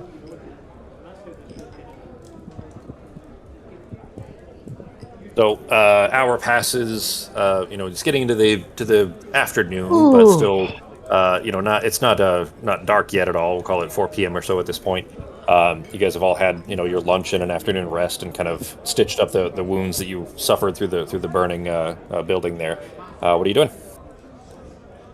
Jazira, are you feeling a little bit better now? Have you had time to recover a bit? I am. I think I'm okay. I used up a lot of my mental resources in blipping myself around trying to get away from you and them. So, but I think I'm all right. Well, that's good. That's good to hear. I'm gonna go meet up with the rest of the group and figure out kind of our plan here. I'm gonna close the door. Just we have a way of contacting you. I know that basically we could use she could use the spell to contact her if needed, right? Message, yeah. Yeah, message. So just to let you know, we can contact you. We can just send a message right directly to your noggin. If we need to let you know of something, or if there's danger or anything, we'll let you know as soon as we can. But otherwise, I think you're going to be all right. Just if you stay a little out of sight for now, okay? Sure. Hey, before you leave, if you guys are heading out into the city, would you mind just grab a book or anything? I don't even really care what. I know I'm going to be kind of bored sitting in here and staring out the window. So if I'm not allowed to leave, it'd be really nice if I had something to read. Does anyone have a book? I look at my tome and just start I've laughing. I'll go see if I can find. That would do you break wanna her get- mind. And come back, and her eyeballs have rolled back into her head, just blank sockets. Well, I'll see what I can find you. That's not too much of an ask. I'm gonna go. I'll just close the door. And where is everyone? I mean, I don't really have any interesting books she'd be able to read. The ones I do have would be boring, like history of Abby and stuff. Yep. Like they're mostly reference books. Yeah. I mean, I've got 2 books, but if anything happens to these, I will be murdered. Yeah, exactly. You'd be in some trouble if you let those out of your. I'm gonna go. No, when we're walking around, I'll find some flea market place and buy her a romance novel or something. It's Tusk fine. Love. Tusk Love. Yeah, Tusk Love. There you go. No, that's all right. Are we trying to meet in one of these rooms? Maybe we can meet. There's one room that, for some reason, doesn't have any beds. Well, you do notice that one of the rooms also has 2 beds, so you know where it went. It's fine. I'll just use my bedroll in the other room. Well, we can just sit down and find out exactly what's. Are they? When your familiars are out, you're not looking through their eyes until you choose to, right? Well, they can't anyways. They're too far away. All right. So, maybe we can catch up on everything that what our plans are going to be going forward. We might set up and look for the locksmith at this point. Well, that was my concern. so real quick there, Gareth had told you guys after you had spoken with Jazera to go back and meet him at the Old Orange Tabby. He waited for you there. So which one of you, and I'm looking around, which one of you is not going to be able to walk around now safely? Trying to think about, was there anyone who saw you or that's not already dead in the basement fire? No, I was hiding in Norok's backpack, but I mean, my bright-ass red hair probably isn't the greatest thing considering where we came from. I mean... But I mean, who saw you? Did anyone? The rest of you walked out in front of the building, just walked out. So you were all seen coming out. Now, we were walked out, but we were under. They still had that other spell. Norok was the only one not under seeming. The only one that there's no way we're gonna get anywhere with and be able to hide him. Perfect. A portal going to all my problems. Yeah, I hate suggesting it, but I could polymorph him into something. No, listen, we don't. All right. Okay, Norok. poor Norok never gets to be himself, never gets to do anything. Norok. Ben just pretend to be furniture for a little while. You don't get to actually play. So maybe Norok could, I don't know, stay here and hang out with that giant man-child in the other room. You could discuss some things while we go. Or I could you guys could stay here and I can go meet up with my friend. But I kind of want you there with me just in case there's more to add or questions that I'm not picking up. Yeah, we also have the earrings too. Oh, by the way, you know what? I meant to mention that. I'm sorry, Arteme. The one you picked up. You understand what I'm referring to? Oh yeah, the Rocky Talkie. Yeah. So you still have that, and I mean, you can leave it like it is, and you'll be basically having a potentially useful short-range ham radio for what the Juthrins are doing in the area. Because that's the frequency that they're on essentially, or you do know that Nazim doesn't have one yet. You guys you've never given him one, and you don't have a spare, so you can kind of attune this one to the the frequency essentially that the Rocky Talkies of the group are on, and give it to Nazim if you wanted to, or anybody else. I think for now I'd rather leave it until we're out of the city on the Juthrin channel. But that would definitely be a good idea. Yeah, I just wanted to point that out so that you guys realize that not only do you have it, but it could be changed, is what I guess wanted to point out there. Well, I mean, have you listened to it? Are they saying anything? That's how I knew they were going to set the fire. Oh, by the way, and I'm going to fill them in on everything quietly. I'm going to fill them in on everything I told Jazira, and that, the bit of a bluff. Just, it's not really lying, but it's more exaggerating that we're trying to, get them together and trying to protect Durrell. Make sure he's Well, we're not trying to hurt him, but we're not specifically trying to protect him yet. So if it comes up, just make sure we're all on the same page there. All right. I'm looking at you, Norok. Were you listening?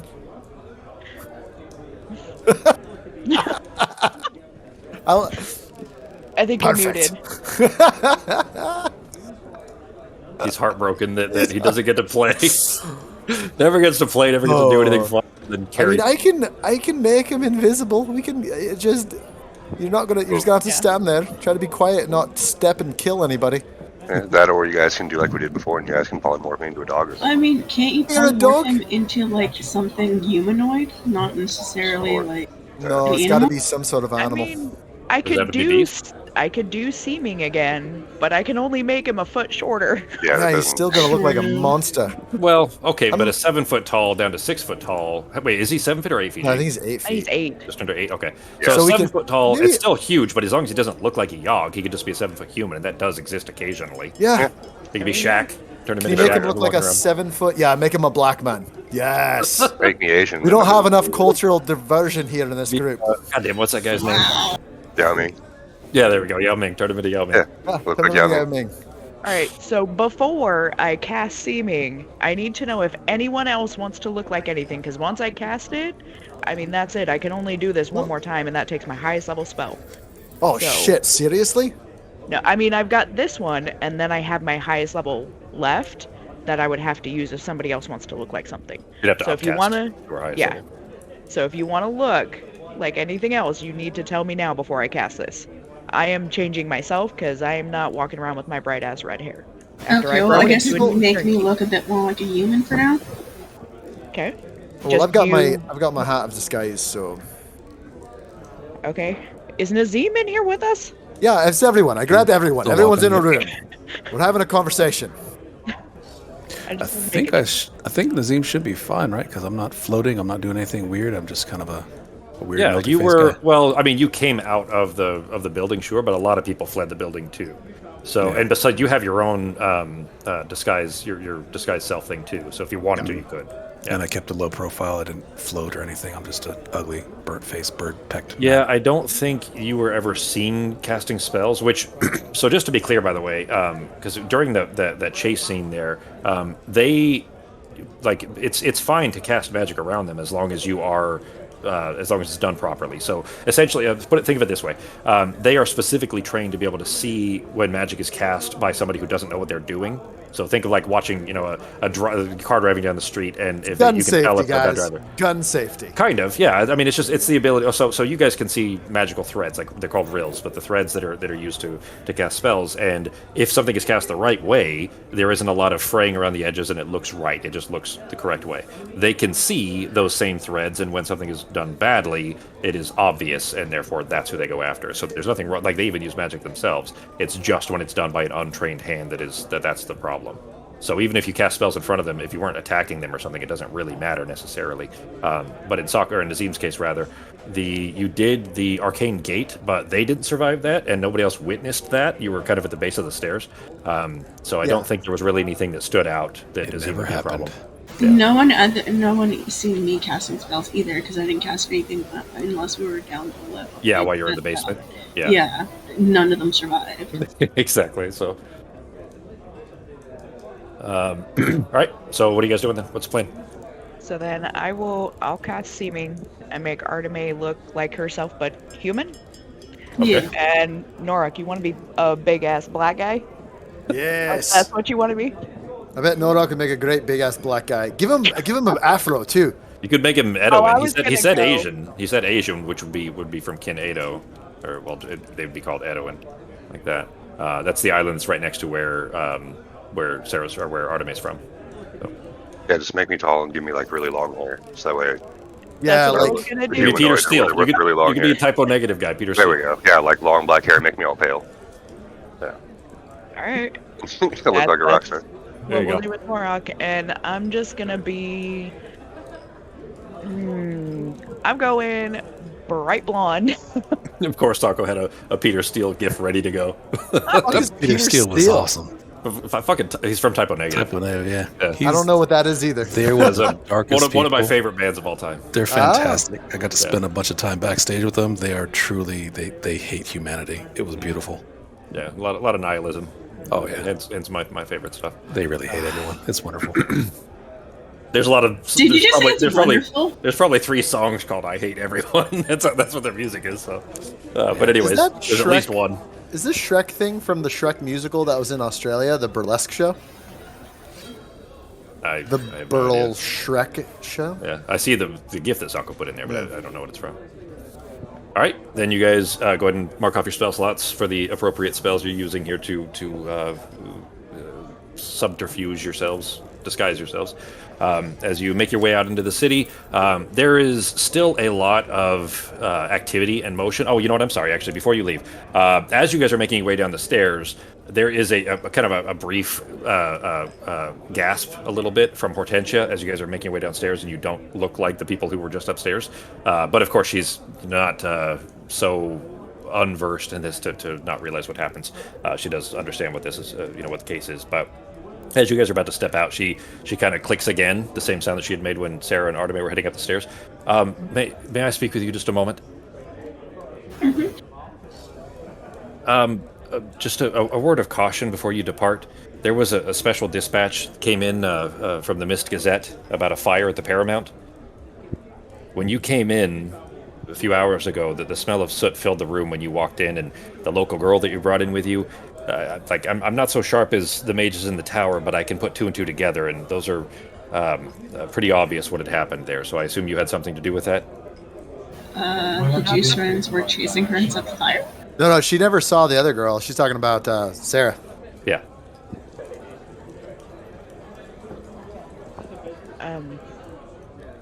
Yeah, we didn't set the fire, but we happened to be around the fire. She just says these are, as you guys may have gathered, these are complicated times here in the city. We're on the precipice of war with the Vabians, which I'm sure the commander had filled you in on. There's rumors of melted people infiltrating the Emperor's own court, so stoking trouble with the Juthrans could really just blow the powder keg.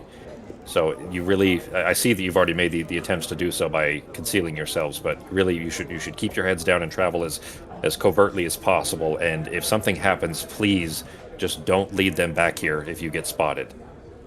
The circle that's in the basement, it's saving a lot of lives, and losing it would be bad for everybody. We will go anywhere but here, and if we need to make a quick exit, I mean, we don't need to necessarily use your circle to get out. So. Okay. Sarah and Arteme, would anyone else have stopped when you heard her kind of stop Sarah and Arteme? Or would you have stepped outside to let them speak privately? I mean, I probably would have stayed, just still courteous. In the room. Okay. Yeah. All right. Anybody that would have stayed, I'll put it that way. Anybody that would have stayed inside the room, give me a perception check real quick. She wasn't, to be clear, she's fine with everybody else being in the room. You don't need to be surreptitious about this. She was just trying to speak to Sarah and Arteme, but she wasn't trying to keep it quiet from anybody else. Can it be insight? No, it has to be perception. Damn. I would still have said that Juthrun set the fire. We were just near it. That's fine. Reroll that. Whoever rolled the one, reroll it. It already does it automatically. Right. No, it was the other halfling, yeah. Damn it! We got to make sure other people do the ones, not us. Not the wasting little. it. Yep. All right. Well, enough of you had seen through this. Let's see. So, Pogo, Norak, not quite. Norak's probably paying attention elsewhere, but Pogo, Arteme, and Sarah. Oh well, just Pogo and Arteme. Never mind. Nazim, you were outside then with Norak, or heading? Yeah, I was outside. All right. Then. At least then, Pogo and Arteme, you recognize as she's speaking with Sarah and Arteme, you guys are kind of, you're far enough away, at least Pogo, that you're kind of seeing it from a different angle. And Arteme, when she's speaking with Sarah, she's kind of turned to the side a little bit. You recognize something very familiar about the shape of her face. And it looks like she's probably related to somebody you know. And then it dawns on you, that is clearly somebody that's related to Pepperjack. Hortensia? Yeah. That makes sense. What was her name again? Her name is Hortensia. Hortensia. Yeah. All right. Hortensia. Yep. Hort for short. But anyway, she's kind of, asking, she'd asked these questions about the commander, and then you start to recognize that clearly she must be related. Just by the kind of base context clues, by their ages and everything, you gather she's probably his mother. And the questions she asked seemed to be of a more personal nature, and it was clear that she was trying to, she wasn't sure she could trust you enough to be able to tell you this. And then she says, again, she asked this of Sarah and Arteme, you're friends of the commander, right? I mean, I know you'd said that you're trying to, work with him and so on. But I mean, he's doing well enough, and I can trust you on that. Yes, I mean we're not personally close, but we are friends in a comrade sort of way. Okay. I mean, he's doing as well as anybody in the middle of the war zone.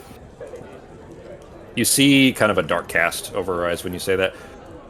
She says, last he wrote me, he said that he'd hurt his leg something awful fighting off them dead things from the south.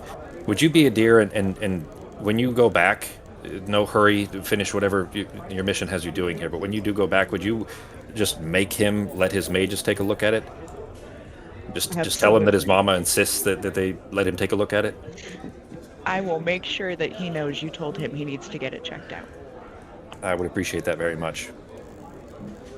Since you were so willing to do that, do you have any special requests for dinner? I don't mind running to the shops. The place is going to be empty anyways, so...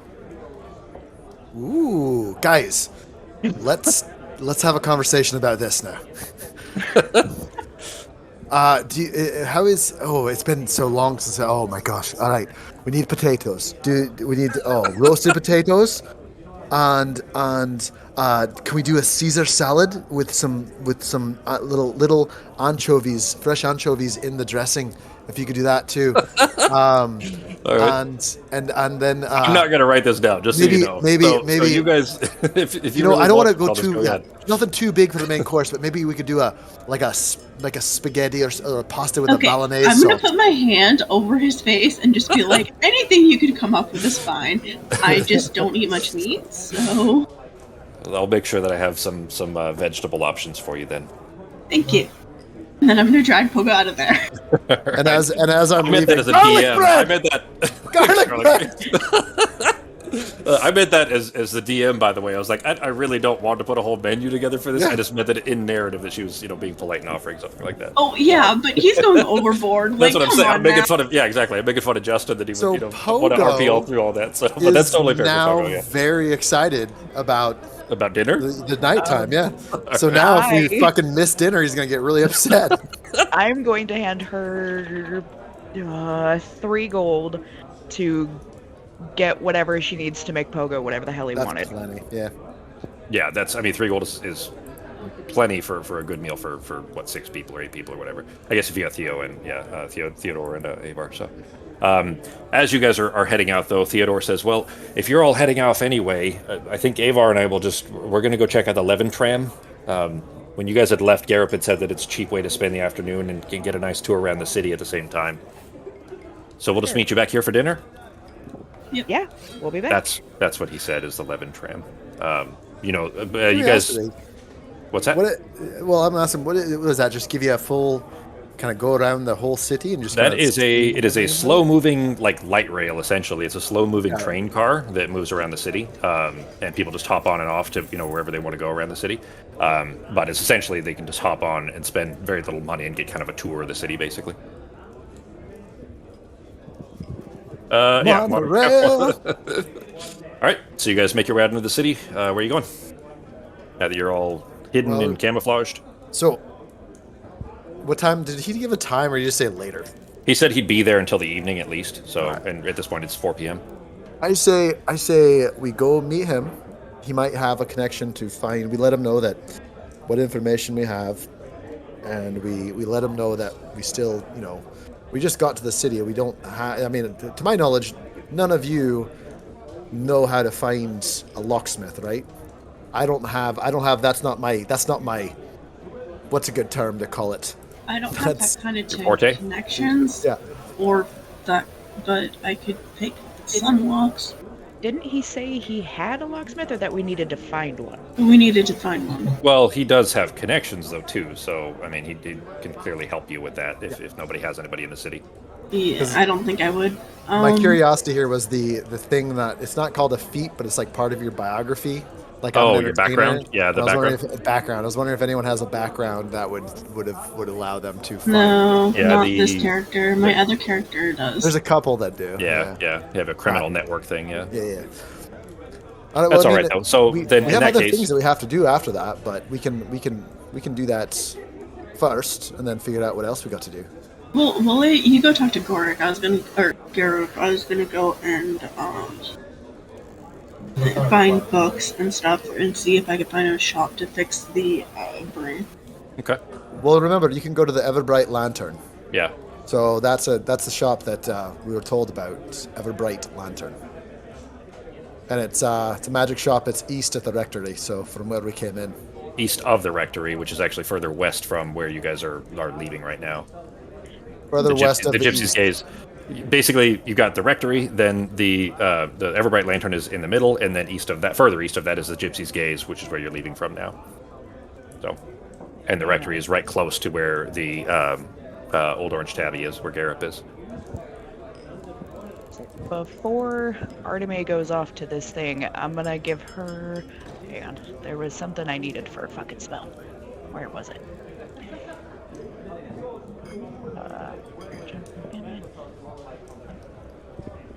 50 fucking gold, Jesus. Never mind. What did you need? It's inks and... Or no, is it inks? It's chalk. Rare chalks and inks. It's for the teleportation circle. I was supposed to pick some up for Ozzy, but... Yeah, he did ask you to get you some from the city. I was wondering if you were going to remember that, actually. We should definitely pick some up then. We might want to see if we can get that broom fixed, too. I mean, it might be pricey. That's what I was going to do. We've gotten pretty good at trading favors for things, so maybe we can go and find someone. Maybe they need us to go kill a magical creature or something, and they'll do it for us for free. Well, service action. I mean, right now, we spent all our money on his fucking clothes. I'm just going to point at Nazim. Should have left him naked and struggling. Are there any more of those gold bars? Sarah. No, we traded them all. I thought I don't Lawrence have it, had at a least. few. Ben, did you keep a few of the bars? I don't remember. Yeah, I think I have some nice still have books. some on me. Yeah, I have 75 gold. I have enough gold to basically start a very quiet new life Yeah, it's... in an apartment. Well, 10 gold bars, I'm rich. Yeah, so all the time that I'm retiring. Fuck this shit. that Sarah and Pogo have spent in Norok's backpack was laying on 10 gold bars in the bottom of his backpack, so... Like a dragon sleeping on a pile of Dear, gold. how much weight are you carrying? Or they not? They're No, not they that got heavy. it. They got It's it. 50 pounds total for 10 bars, so... I have 2 platinum and 135 gold. Holy shit. I got 78 gold and like 14 silver. Yeah, me and you, the smallest people, don't get any kind of actual allowance. I You can't understand. carry it. You can't carry it. That's fair. Platinum is only put, 10 gold, though, by the way, so... I think I put all my stuff in the box. I'm just carrying a few silver. Okay, yeah. I'm gonna give Arteme 20 gold and ask her, can you find me another bauble just in case I break the one from my identify? Sure. You know that's like a silver, right? It's just a little tiny glass bottle. Yeah, it's not expensive. It's a little glass bottle. Oh well, shit. So Then I'm do you gonna want give her more? I'm gonna give you 5 silver. I want 5 baubles, and we're gonna keep them in the bag of holding. Yeah, they And have to be made a certain still- way. They're not like you can't just take a little piece of glass and melt it kind of thing. It has to be made a certain way, but they're not expensive. It's just glass. Okay, so I'll get you 5 some of silver. those. And I'm gonna give you. I'm still gonna give you 20 gold to put towards getting chalks and inks for myself and Ozzy. So that'll drop me to 58. So how many chalks and inks? It has to be 50 gold a thing, so I don't know how many. Ozzy just said to get as many as we could, so a couple for, I don't know, like, I don't know how much the gold bars are going to be worth, so... Weren't they worth like 100-ish gold? Or I can't remember. I mean, they're As worth a many lot. as, I'm going to leave the amount up to you, so... Am I taking gold bars with me and changing them up? And I think we have a few things in the bag of holding we can sell Well, too. why don't we find out how much it'll cost? Like, we're in a city, we have resources. We should find out how much it's going to cost to get that broom fixed, whatever it is, and then we can figure out if we even because if it's going to be something absurd or if they say they can't do it, it's not even going to be worth trying to do that. You know? Yeah.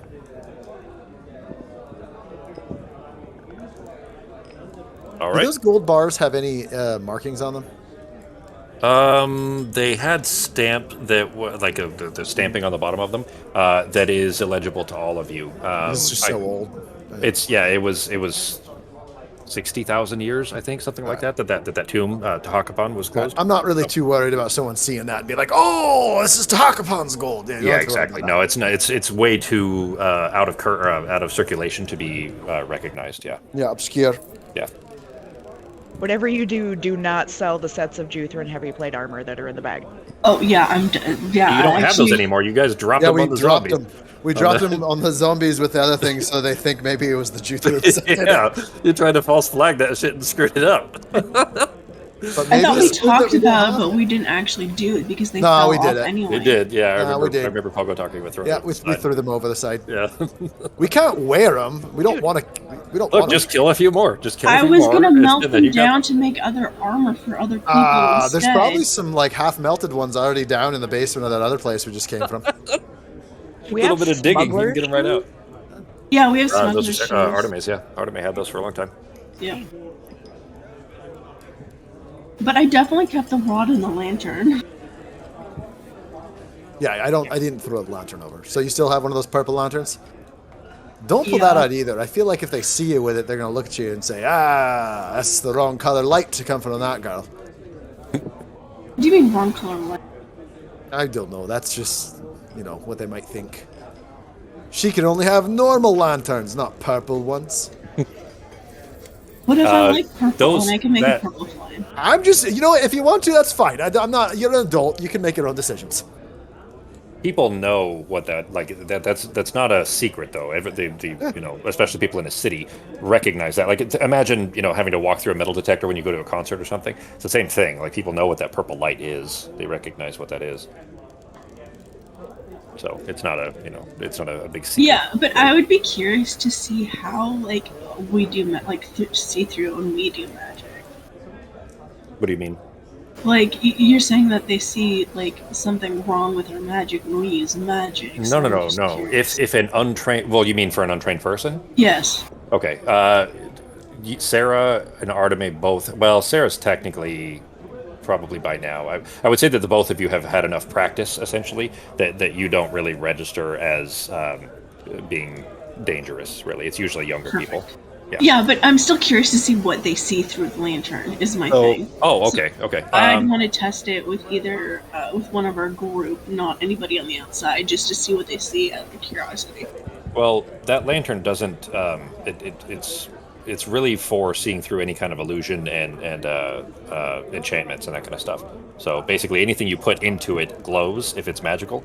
It is detect magic as well as true seeing. Okay. Yeah.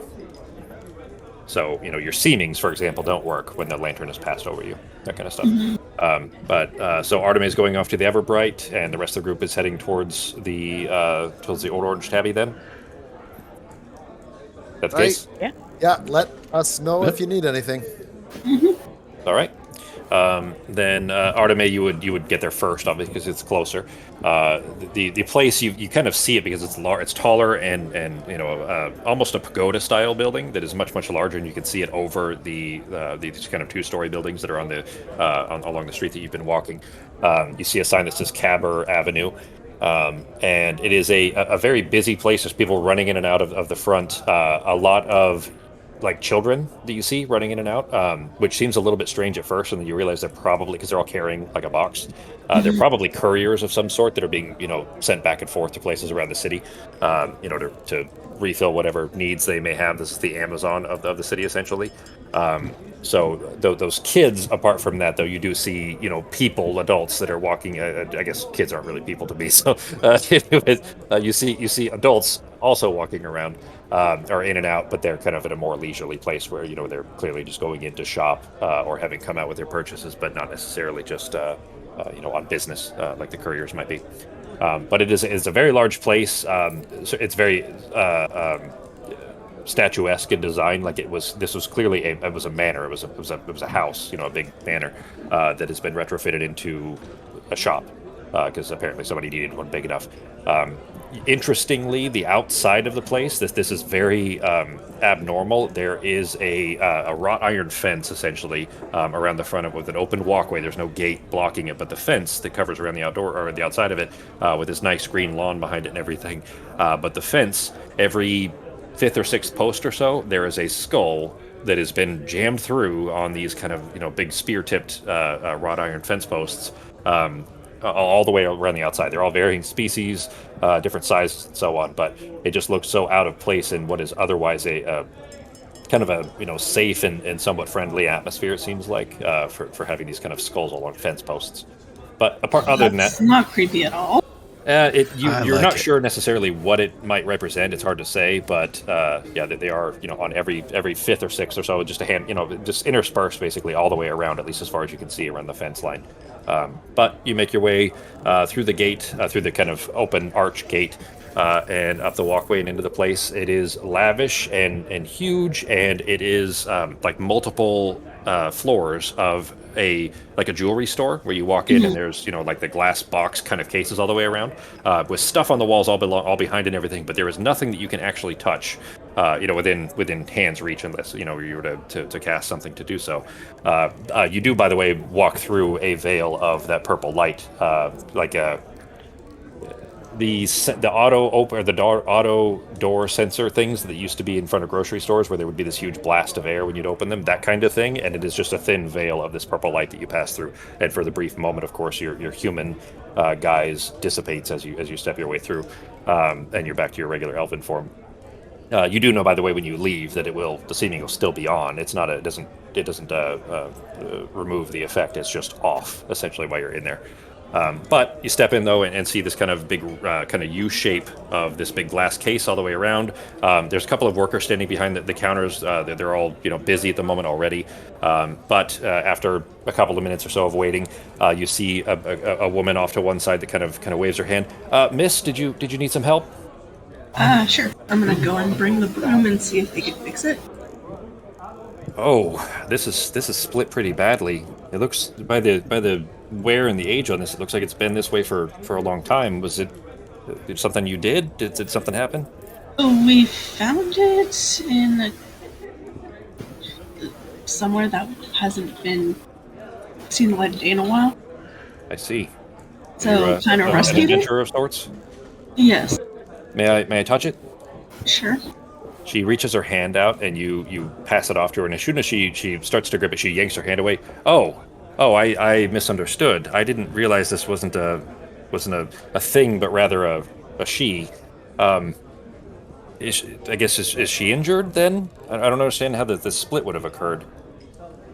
We don't either. I don't know too much about mimics.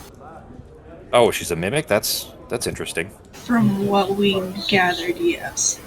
What is with it? She kind of lifts it up and kind of rotates it. She grabbed it again after, it was just a momentary shock. She rotates it up and looks at the kind of bristled end of it.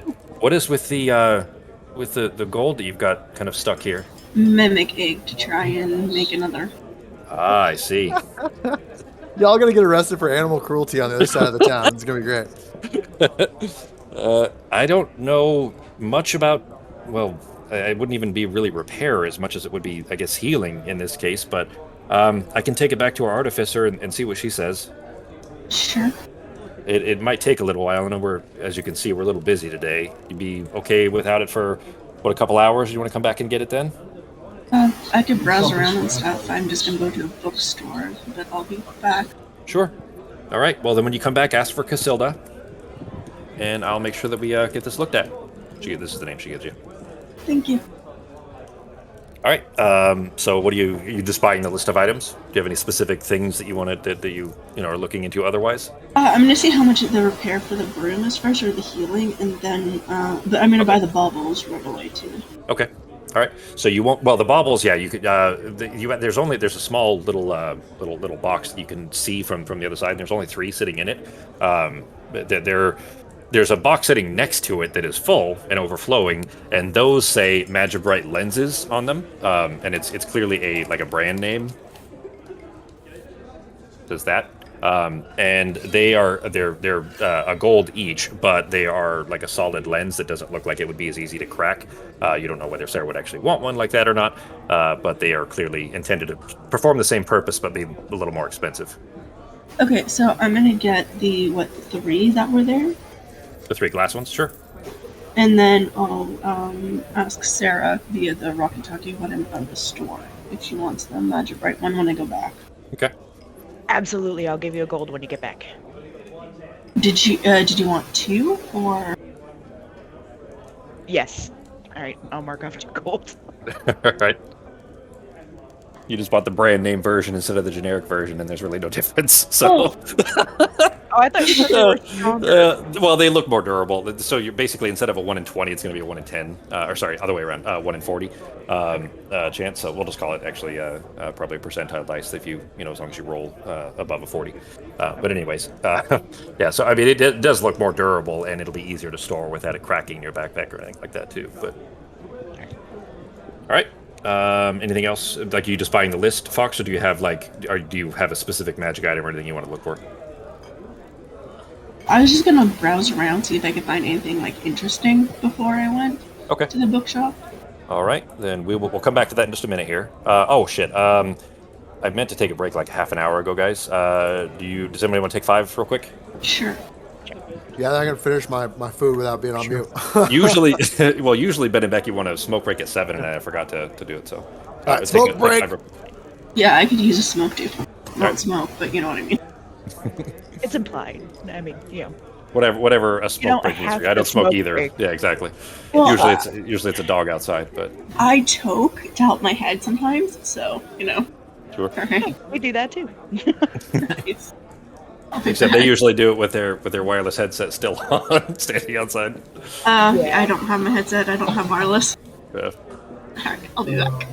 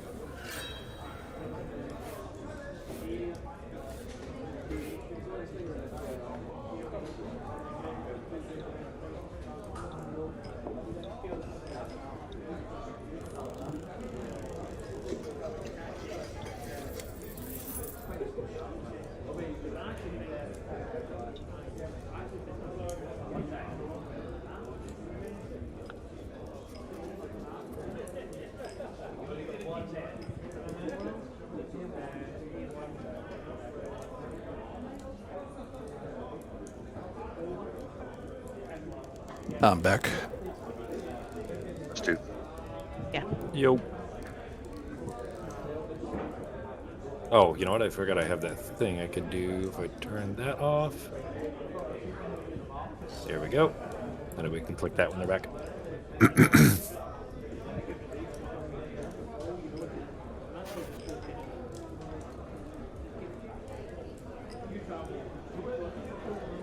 You got me reminiscing on all my typo negative stuff.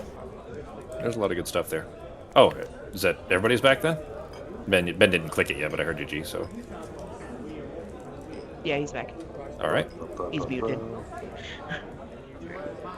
Fox clicked it. I haven't heard her yet. I assume Oh, she's... yeah, I picked it. Sorry, I'm just stuffing my face with cake. No problem. All right. So a couple things there. Sako, the note. Oh, let me click the. I hit the wrong button on that. Sako, for Nazim, the bit that that caught your eye was something scribbled in the margin in your Ulutharid tome, your Ulutharid leather tome. And it was scribbled kind of off to the side at an angle, and it's clear this is what kind of struck you about it and would kind of give you a bit of a headache. It's starting to fade now, thankfully, but is that it was scribbled there, but the rest of the book doesn't have a lot of these little stanzas, but the verbiage very much lined up with the kind of bits of the song you keep hearing, or the parts that were scribbled on the floor at Xanthus' house, for example, the parts of the song that the Jawbones sang. All of those things are written in the same measure, and I don't know enough about music to tell you specifically what that word is called. I think it's measure, but it might be cadence or something else. Anyways, the part that was scribbled in the side though is when the song is sung and our world dies, we'll seek a world with blue moonrise and create a new our lost Carcosa. That bit there, and like I said, that is in the same cadence, for lack of a better term, because I don't know what it is, as the other bits of that song that you've seen written and seen heard, sung out loud from Xanthus' Jawbone and all that stuff. So, all right, back over to Arteme in the shop, looking around. Yep, looking around. That some of that's not just sounds familiar, but obviously you would recognize that there is a blue moon. The moon is called Chorus here on this planet, and that is a little bit revealing, probably for potentially when and how that was written. That clearly this was a plan. Anyway, the shop though, Arteme, a handful of things stick out to you that look interesting. Whether or not they'd be things you would want to actually buy or not, certainly up to you. You do find a deck of cards that somebody had set on the counter and then walked away. The employee had walked away and left it sitting there. It isn't the famous deck of cards, but when you look at the label of it, it's called a deck of fewer things. You don't necessarily know what that might relate to, but it certainly was intriguing. There's a big shield hanging off of the wall that there's a face in it, and that face keeps looking around the room, and you see the mouth move occasionally. It yawns from time to time. You don't necessarily know what it would do or why, but it's somewhat animated, it seems. There are a handful of different styles of like tankards and like drink containers and so on. You gather most of this probably have some enchantment for automatic refill, kind of the way that the alchemy jug does. You don't know the specifics of it. But there's a group of cloaks that are hanging from a like a coat rack kind of a thing that is just behind the counter that just is slowly rotating on its own, kind of showing off these different enchanted cloaks of different types. But as you're looking around, Casilda stops back by again. The artificer is looking it over. Did you have any questions while you're waiting? Sorry, what was the last item? There were a group of cloaks that were kind of on a spinning coat rack type of thing. I guess I'm going to ask about the deck first. Sure. Oh, well, that should not be sitting there. Let me go ahead and, if you don't mind, I'll just take that from you. That's valuable. You're certainly welcome to purchase it, of course. But anyways, this is the deck of fewer things, as you can see on the label here. Typically, when you use this, when you pull the cards, it'll do different things. But instead of adding things, it'll remove them. It can be a pretty dangerous item to just use haphazardly. Definitely want some research before using something like this.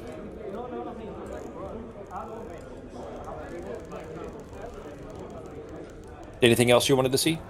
The shield with the face. Well, that is... she kind of turns and looks at it. We've had this one for a little while. You might see a kind of a thin layer of dust on that by now. It is a shield of expressing, and there's a handful of types out there, but generally what they do is you can speak with it, for lack of a better term, and kind of tell it about stories of adventures and things like that. And if it likes them, then it'll work a little harder to try to protect you. Okay. The tankards. Well, we've got all kinds here. Many of them are for kind of what you might expect. Just if you're ever lost in the desert, it's pretty handy to have something like this that'll refill with water or ale or whatever else you might like. This one actually just erupts with spiders when you set it down, so we don't typically let it touch the counter. We kind of just leave it hanging there. Most people don't like a room full of spiders. I might get a couple of the water ones. Oh, cool. Well, for those, they're 30 gold each. So if you'd like a couple, just let me know and I'll grab them for you. You seem, I mean, no offense, of course, but you do seem maybe the type to like furry little creatures. Is that the case? Yes. So I've got this little hat that you may enjoy. This is just this itty bitty little hat, and she pulls this out. I always think these things are so cute. It's this tiny little kind of cowboy hat shape. Um, if you set this down and then use whatever word you've decided to choose to command it, an invisible little critter will pop on out of it. You won't see it, but it's a little, a cute little animal. And you can send it off to go do things, maybe run errands for you or anything of that sort, and it'll come on back. The little hat just floats around, so others can see it, and hopefully they don't steal it or anything. But they're a fun little invisible pet.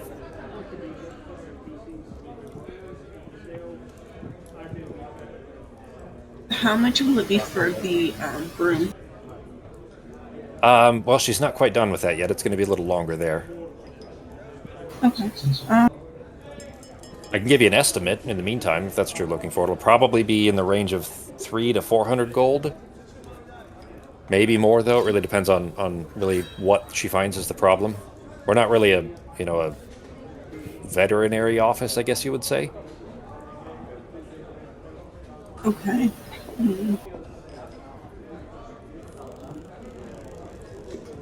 Anything else you might want to see? The cloaks. Well, we've got all different kinds here. So, any particular effect you're looking for? I've got this kind, and she pulls one off of the rack and throws it over her shoulders. As soon as she does, she just disappears. A lot of people like these. These are certainly very handy to have. Won't help, of course, in places like this when you walk through the lights. But anywhere else, that they're not as secure, let's say, as we are here, or if you're just wanting to be left alone in the middle of a tavern some nights, certainly very handy for that kind of thing. She pulls it off and sets it back on the rack. Got this kind, and she pulls one off, and it just kind of blows out as if she's falling from a high a building or something. It just kind of blows out like a parachute. This kind here, if you happen to be falling from anything, it'll billow out when you tell it to, and kind of slow your descent so you don't hit the ground hard.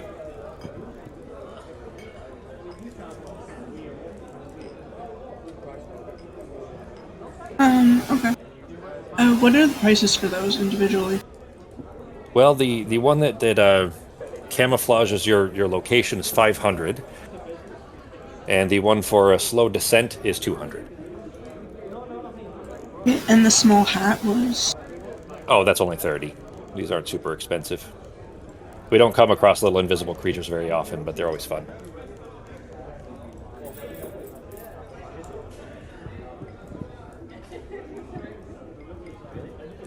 Okay, I'll definitely have to look into things then.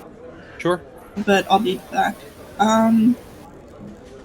Yeah, okay. The shield, right. How much was that one? That shield is 300. Okay. All right, so, then just ask for Matilda when you return. All right, thank you. Mm-hmm. All right, let's jump over to the rest of the group then. By now you would have arrived, of course, back at the Old Orange Tabby. So you make your way back in. Upstairs you do find Garrett. He's actually he's not even pretending to be working. He's just sitting at the table where you left him, essentially leaned back in a chair and drinking. So what did you find? By the way, I am now concealed as still a halfling, but a different halfling.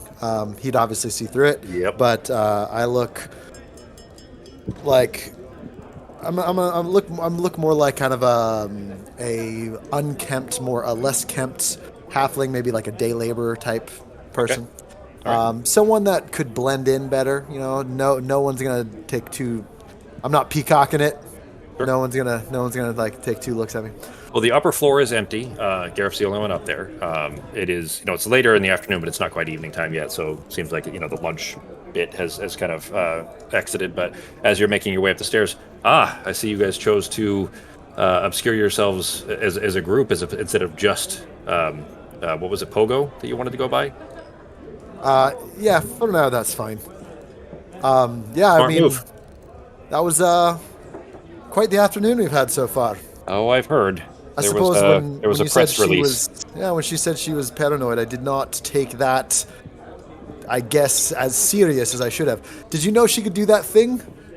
Oh, I had Blinking an inkling, out? certainly. Cool. Yeah, there's been Appreciate eyes on it. her for a while. Well, I mean, I didn't intend for you to necessarily spook her in such a way. But that said, I'm glad you all took the bullet and not me. So Yeah, thanks for I doing thought that. it was a better flirt than that. Apparently, You must have lost your edge. I'm losing my touch. So, anyways, she's safe and sound right now, and she currently thinks that by helping us, she'll be helping her true love, Lord Darrell. That seems like a whole nother bag of cats I don't feel like opening. So That was a right we angle, have, though. I think that was probably your best bet of convincing her. So and we have. She was able to draw a nice map internally, but who's here with me again? It's me and Norak and. everybody except for Arteme, right? Yeah. Okay. Oh, so we're all here. So And not Theo and Avar. They left, yeah, obviously. they're on the monorail. Yep. So, I mean, we did learn a few things, and obviously, I'm talking quietly. Are there any Juthrans in here? No. All right. You didn't see any at all in the lower floor, and the upper stairs is just you guys and Garrett. That's it. So, yeah. So basically, seems like he's become increasingly paranoid. The only normal guards that they have there are his brother, whose name is Nils, and his two sons, Svali and Adi. And then the cook, who's also there, and he may or may not be having sex with Lady Jeddah too. Oh, that wouldn't surprise me. But I think the problem here is he's got a small army, to protect the house from these automatons with maybe some sort of and I'm going to describe to him the way she described to me with the chunks of purple crystal. the brass and gold and purple chunks in the chest, and Okay. sometimes a face or a appearance comes into that crystal, and they've all been replaced with these things, and they're not foolish automatons. They have some sort of internal knowledge and wisdom about them, as opposed to just being stupid robots. So we still haven't found a locksmith, and that's, I guess, our next tribulation here. And I assumed you and maybe the peddlers could help us find one that would be willing to do some of this work. We could do that. I kind of thought that might be the case. I wasn't sure if your new friends had contacts here in the city for that kind of thing or not, but we can certainly tip you off to somebody who would be useful and probably thankful for the work, if that's what your aim is. Yeah, I mean, All right, well, tell you what, he pulls out, you see him kind of reach into a pocket, and he pulls out like a rolled up piece of leather. It's a little square of leather. He unrolls it out on the table, and as he's doing this, as he's talking, he starts stacking some coins in it. You can see they're platinum. He puts 11 of them into the middle of it, and then rolls the leather up around it, wraps it up, and ties it with a little thong. Head down into the soakway, back behind the granary. Pogo, you know that the soakway is the decommissioned old sewers that run around underneath the city. you guys are still in the sewers. You haven't Not moved my up people. to a larger. No. The peddlers don't keep on staff, let's say, second-story work people. It brings too much attention from the city watch. But the Silent Road do, and that's where you'll be heading. So, under the city, though, it's really their best place to find them typically. But if you head down behind the granary, the tunnel comes into a T intersection. You're going to go west from there. Then you're going to look for the pale blue chalk mark, specifically the Silent Road symbol. Pogo, you would know what that symbol is. It's this. It's just like a diamond with an O shape in the middle, like that. That didn't appear at all, did it? Yeah, That's okay. I can just write down Diamond O. Yeah, exactly. I mean, it's the thing. It thinks it was text. So that way, if we find a sideways square with an O, we know we're going the wrong way. Well, for real, no. Okay, that sounds silly, except that you know that especially in the soakway, there's symbols all over the place with different colored chalk. And he gets to that immediately after, because he says this is important to you. Do not follow the white ones. It's very easy to mistake the pale blue marks and the white marks in the dark. So make triple sure that it's the white, or that you're following the pale blue ones. The white ones will take you not where you want to go. So follow them things west, round west. I end up in that fish person that mermaid whorehouse again, I'm gonna be so upset. I smelled like tuna for a month. Well, you're not going to smell a whole lot better down there. It's those connect out to the salt sea, and that smell permeates those tunnels. So, Oh, but Sarah, anyways, are you gonna be okay? Are you gonna be okay down there? I will be fine. you might come in out looking a little green from the nausea. Anyways, follow them things around west until you get to the door. You'll know it when you see it there. It's usually lit by lamplight anyway. So if there's a guard posted, tell him I sent you to speak with Toju and give him one of the coins in this pouch here. And he hands you that little sack that he made. That'll get you through the door. Then just ask one of them under kids to take you to old Master Toju. No doubt they'll hold a hand out because they're rude little bastards. So put a copper in it, and they'll just walk you around to waste your time and get you nowhere. So instead, make sure you put a silver instead in their hand, and they'll take you where you need to go. Now Toju, he's an imperturbable old knife ear with a surgical precision when it comes to picking locks. You When know you say how old, you're not giving me a geriatric. well he's an elf. Degenerate. No, he's an elf. They're pretty timeless. So, Well, yeah, he's been around certainly as long as I can remember, and long before that. So, all right. Nowadays, just tell old Goju that Garrett sends work, and give him the rest of those coins in that sack, and that ought to do the trick. He's actually not that expensive comparatively. That's all it's going to take. What, 10? It's 100 gold. It's 100 gold worth. It's 100. Yeah, it's 100 gold. I mean, that's not bad. Well, that's these days, there's a new watch captain, and it's been difficult to find that kind of work that isn't a setup, that would lead you into, an entrapment where you get arrested. So he'll trust my word on it, and 100 gold is 100 gold. So how is he going to know that I'm not just lying to him about you? Is there more of a catchphrase, a key phrase? Do you and him have a story I could relay so he'd know? He says if you tell him that Garrett with the gold eyes sent him, that he'll know that's a legitimate ask. Right. By the way, that should be your band. Garrett with the gold eyes? Or at least a song. You should at least make a song about that. Yeah. Hopefully Get up give him with a the little while longer. gold eyes, gold eyes. Yeah, it's a hit. I'm going to jot that down. Well, if this business doesn't go well, I may be Garrett of the no eyes before too long. So let's hope that you don't fuck this up. I remember you being, more optimistic. You actually do, for real. Pogo, absolutely. He was a much more jovial and lighthearted halfling. Very much like Pogo.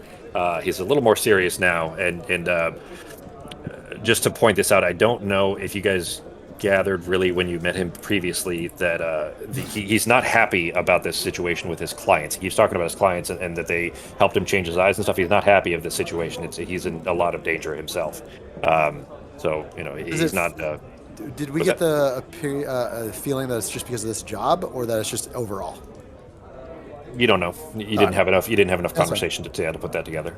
So, but he's giving you those directions on how to get there down into the Soakway. So, you guys want to stop and have a drink, or are you heading out into the Soakway now? That's up to you guys. I think I'm good on drinking for right now. Yeah. Are we waiting for Arteme to get back? Or are we just gonna? We can just tell her. We can tell her where we're going. I mean, I don't intend to push at all, but the whole thing about the eyes, I wasn't kidding. And the sooner this gets done, the better I'll be able to rest. So no pressure or anything. All right, so maybe we go find Arteme, figure out how long it's going to take for the broom to get back, and then make our way to where we need to go. Maybe it's fine. We can always come back. We don't need to bring the broom with us. We can let it stay there if it's going to be a bit of time. Sure. You know what? I'm going to go ahead and step in there just a little bit, just so that Arteme would have passed this information over the Rocky Talkies anyways, I assume, right? Yeah, the prices and stuff. Yeah. Okay. So that was just for her to look at it and get an idea of what it's going to take. That wasn't the time to fix it. That was only if you do decide to fix it, you'll have to pay that gold, and then it'll be maybe days. You don't know. Yeah, this is just to look at it to see how to fix it. Yeah, okay. I just want to make sure you guys weren't under the impression that it would be fixed in a couple. No, it's not going to be fixed. But if it's a healing spell, maybe I could do with the Wood Sage's Chorus. Potentially. All right. So we'll see. So but I'm also going to relay the price of the other stuff. Okay. and see if anybody wants anything. I'm really thinking that a refill water mug would be good. A couple of those, at least. I'm kind of curious on the little animal, but there was also the ink and the chalk. Yeah, those. So you could just flat out buy those. Like those are something they keep a full stock of always. Yeah, but I'm looking at like how much was the platinum? The platinum that Garrett just gave the group. No, like the one in my inventory. Platinum is 10 gold. 10? Okay. Yeah. Now I have 200 per bar written down for gold bars. That sounds right. Yeah. Okay.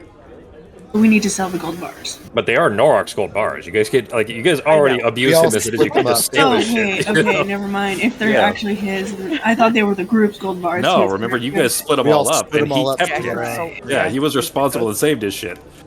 I don't know who paid for. No, Nazim was already there when we got all the gold and stuff. So I think we did pay for a lot of Nazim's shit, but. Well, he was walking around naked for a while. Which I like to hold against him every once in a while. It's all right. He also got you an airship now. Yeah, I think if anything. You know, that's fair. Speaking of, should we just double check? I know it's been not that long, but should we make sure everything's okay on the ship? Do we have a way of contacting him? I don't think we do we? Nope. I know. You didn't leave him a walkie talkie or anything. So. I hate that that's just in the hands of not only a Nazim, but a Nazim that we don't know. It's got a circle on the ship, which I wrote down, so we can that's go right. back to the ship at any time. Yep. That's right. All right. Unless it's on a different plane of existence, but yeah. Sure. All right. Should we? By the way, I'm gonna jump on the Rocky Talkie. Did you by any chance see if they can if we want to sell some of those curse items, or if we want to see if they could take the curse off of them? I think you have the bag, right? Oh, which cursed items exactly? I don't know. Which ones do we have? Don't we have I have a dagger that's cursed. The foreboding dagger or the yeah, the foreboding knife. was cursed. Yeah. Oh. Yep. Yeah, the Chris knife is in there too. That's not magical. That's not cursed. But I have that one on me. And well, I don't think anything else was cursed. I think it was just Norok's. Well, you guys sold the other we curse. totally have books. History of Yeah. the Kings of Old Vabi. She could have read that. That's the textbooks that Arteme was talking about. Oh, yeah, I said I had textbooks, but they were boring. Like, there's how to work a sextant and stuff like that, so... I said I have a few books. Oh, the Rodamed Setsu. Do we still need that? There's a guy in the desert who really wants it. Wants it very bad. Yeah. The Rodamed Setsu? Yeah. Yeah. Right. Norok almost got his head bitten off trying to get that from you. Mm-hmm. Well, no, didn't we have 2 and he took 1? No, those are the fangs. He took the fangs from you. But you kept the other items. He didn't know you had them. Mm-hmm. Yep. But Norok almost got his head torn off by one of the Iskil, one of the raptor giants. So do we keep it or dump it? How have I not looked at this thing? I don't know. It's just there. I'm like, Arteme's always carrying it, but the stuff is always just there and nobody can see what's there. So it's a healing wand. Does it require attunement? What healing wand? What are you talking about? The Rod of Mesedzu? Oh, that. Okay. Let me see. I don't remember what it this. does. That was literally like session. That was session 3 or 4. Like that's how long that's been in there. So it increases by 2 hit dice. But do you see the penalty? Yeah. Well, you guys got rid of the scarab. That one was really cool, but it had a huge penalty. So. Oh jeez, yeah, that one was horrible. But you guys kept the rod. Oh, if you kill someone, wait. Oh, okay. Unattuned momentarily, they lose additional hit points gained. The cause. Okay. The soul is trapped within the rod. And the corpse just becomes a zombie. Yeah. Or a mummy, I guess. But yeah. I mean, I don't have plans on using it. Yeah, definitely not. I mean, maybe I do. I don't really use my normal hand-to-hand weapons. Probably not. 1d10 plus my wisdom modifier, which isn't that high. Nah, fuck. I don't need it. Well, no. So do we sell it? Is the Jesus, question. Jonathan. No, just. How wishy-washy you're going to be on Feel free. that? Yeah, feel free. No, if it's something they'd like to purchase, it's not something else that you need. Wait, To. aren't we supposed to be trying to keep this from Masetsu? So maybe we shouldn't, just sell it. Right. Just gonna look through and be like, I don't even know who that guy is. Does he live around here? I mean, Is this why we're walking? Are we Because like, I'm trying to find like other walk and stuff talk? to increase our goal at the moment, so we could maybe buy some useful things like the tankard that would benefit all of us. Oh, you know what? I wasn't super clear on this either, but Garrett he's going to pay you as well. It's not just giving you the information about Clover. You don't know how much, but Yeah. he is also going to be paying you too. He did mention that, of course, but he didn't give you a specific Yeah, number. but without a specific amount, I don't know what I could buy here. 'cause we I won't have need that. We're gonna be 155 able- gold, unless we're gonna be able other to people steal- are Yeah, giving we're me gonna some gold or whatnot. Like, We're gonna and steal so I'm much from not this building. dumping them in bitcoins. They are too cute. Okay, now Justin, if Pogo had, let's see, I guess so. You just said you're gonna, the Pogo's intending to steal shit out of there. You had told Jazera that you're not going to. That you said it multiple times that you're not going to be trying to steal anything from him, from Darrell. So had that been clear, I might have had to make an actual deception check there, just because the kind of sticky fingers that Pogo's known for would have probably triggered the little greedy look in the eye. So. Anyways, you're gonna be walking out with a shirt full of silver again, Except this time just like a golden statue over my shoulder. This wasn't his. This was hers. we left it here. We left it here last time. Yeah, this was mine. I forgot about it after the poker game. Well, I mean, we have the alchemy jug, so do we really need the tankards? Did you leave the alchemy jug behind, or is it in the bag? No, someone else- it's in the bag, but we can only use it for one substance a day. Yeah, but I mean, it makes a gallon. But That's when true. it's set to mayonnaise every day, though, you never get a chance to make any water. But like, no, seriously though, like, where do we put the water once we create it? And our water jugs. But there's still Like a our. ton left. A gallon is a lot. They just put it out in the desert. Who cares? It's water. It's not gonna hurt anybody. We're arguing over stupid things right now. Sell the rod. Buy yourself something pretty. Sorry. Fresh water is 8 gallons. Yeah, that's what I mean. Like, it's a What lot if? of All right, water. listen. What if we're out? We're in a field, and we need to make a slip and slide real quick, and we have no water. That is gonna come in clutch. Yeah, but when it's just to drink, like for the night, we don't need like 8 gallons. All right. Well, we can make a fish tank. Garrup's still leaning back in his chair and drinking. Oh, I thought we were walking and talking. Well- I thought we were walking. Oh and shit! talking. We're Okay, not walking okay. and talking. Well, no, good then. In that case, I was gonna say because he was gonna try to kind of push you guys No, along I a think little we're bit. just walking the and DM. talking until we get to the place. Yeah. Okay, all right. Well, in that case, then you Because we're guys meeting make up your with. way. Yeah, we're meeting up with the All auditor. right. Yeah, because Then you- I'm walking towards them with the walkie-talkie. Oh, okay. So not even at the like, Everbright. Okay. So you guys are on cell phones and walking towards each other, Yeah. and then you get to that awkward conversation where you both realize you're both still on the phone, but see each other, Yep. and you have that moment where you can just hang up. More or less. Not really awkward, but like see them across the distance, hang up. Yeah, but then you got to do that wave, and like, when do you hang up? Like, I can hear you verbally now. We're close enough, but I don't No, want but to if yell. you see them, you hang up.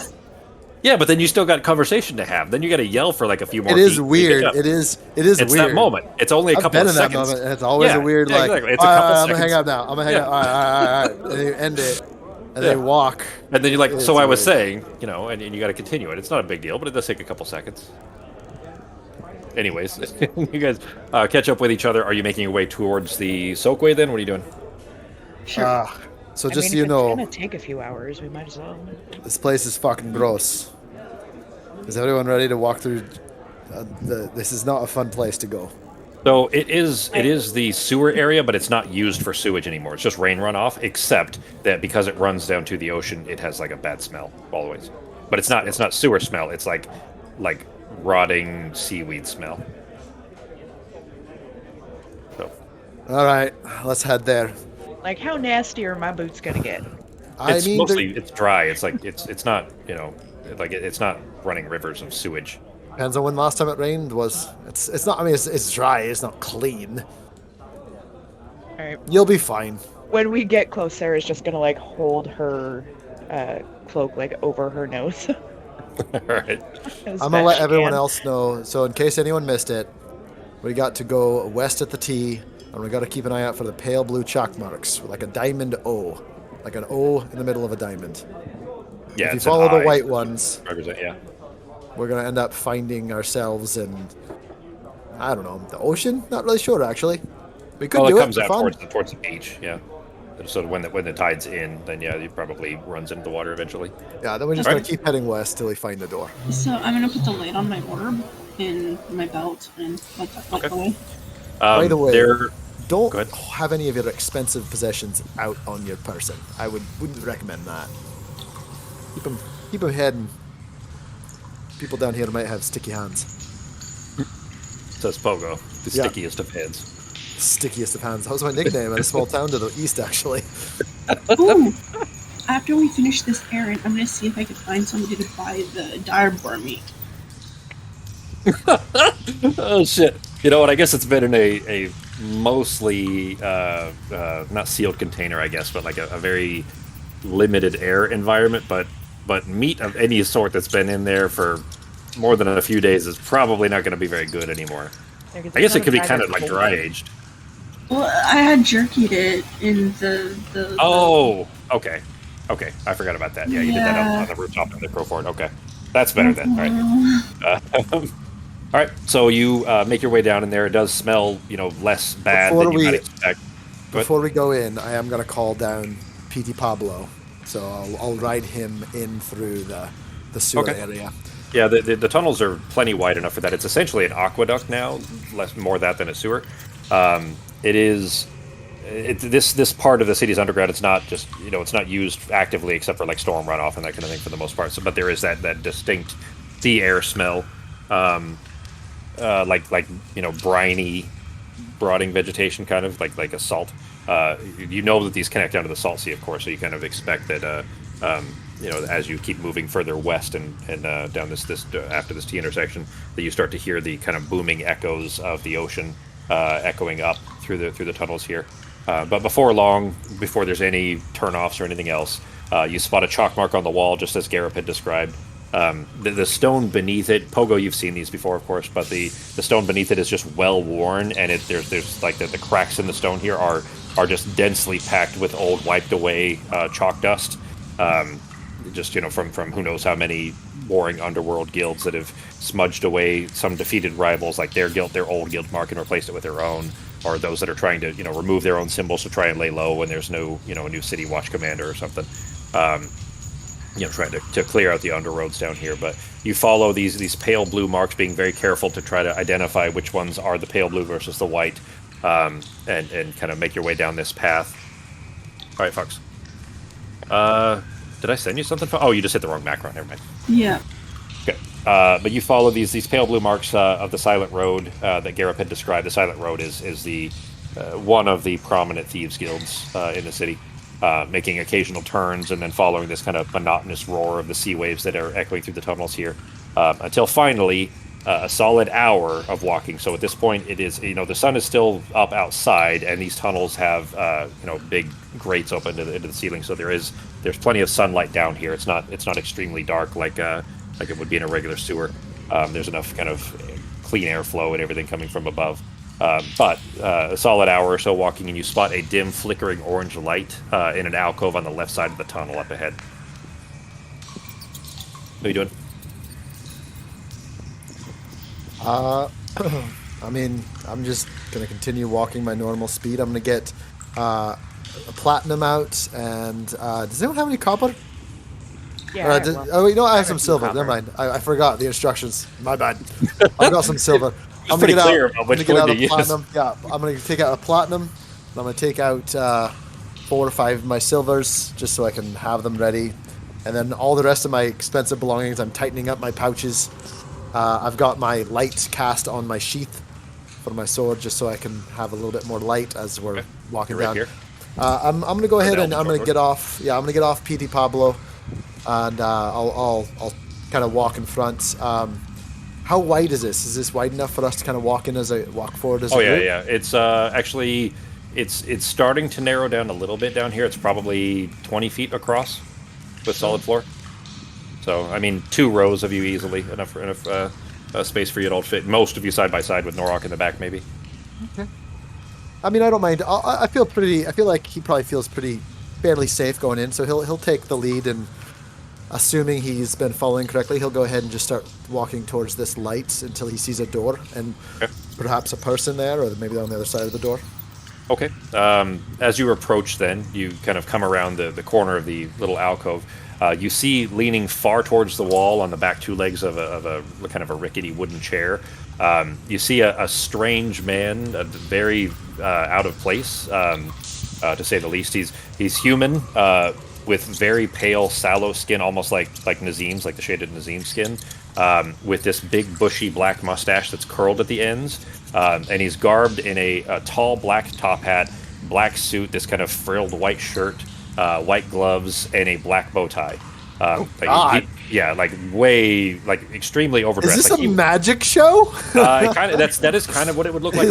Although to you guys, that's not how magicians dress in the world. Yeah. But that is what what do I recognize him? Nope. Okay. He would look out of place anywhere except like a royal ballroom or something, like during like a gala or something. It's basically like a tuxedo almost, with tails. But extremely out of place, obviously, in this like dirty, kind of dank, sewer-ish place. But his clothes and skin appear like spotless. He looks like he's not here at all, other than as far as his clothing is concerned. But his eyes catch yours as you come around the corner there. He lifts this long-stemmed pipe up to his lips, and he snaps his other hand. He snaps fingers on his other hand, and you see a little thin wisp of smoke dripped up from the pipe, and then he inhales from it. Yes. Hi, how are you? I'm gonna kind of keep my hands out, like nothing that looks like it's a threat. So we're sent here by Garrett to find ourselves someone to help get into some locked things. What color did he say? He said that, well, hold on. If he didn't give you a color, I'm afraid you're gonna have to leave, friends. Isn't it Garrett with the yellow eyes? The gold eyes, technically. Gold eyes. Get up with the gold eyes sent us. He winks when you say gold eyes. So what has Garrett sent you to find? We're supposed to find someone named Toju, and I got something for your trouble, and I'm gonna go ahead and give him a platinum. He holds his other hand up. He's still holding the pipe with one hand. He holds his hand up. I'm afraid you'll need to just keep that, because you've come at the wrong time, friends. Toju is not here. And can we come back later, or wait for him, or tell us where to find him? You can wait wherever you like, as long as it's not here. Can you give me what time should we come back? You said you're willing to find him? I suppose. He kind of squints a little bit. He leans forward. I'll have that coin then. And he kind of gives you the little gesture. I'll give him a platinum. Why not? Can't take it with you. He leans out towards basically as if he was going to look around the edge of the alcove, but he can't quite reach from the chair, and he doesn't stand up. He's back that way. The way you came. Insight check. Go ahead. I don't trust fucking goddamn magician. Does anyone else trust him? You're all here with me. I'm just curious. I will also do an insight check. Sure, go ahead. Magicians are shifty.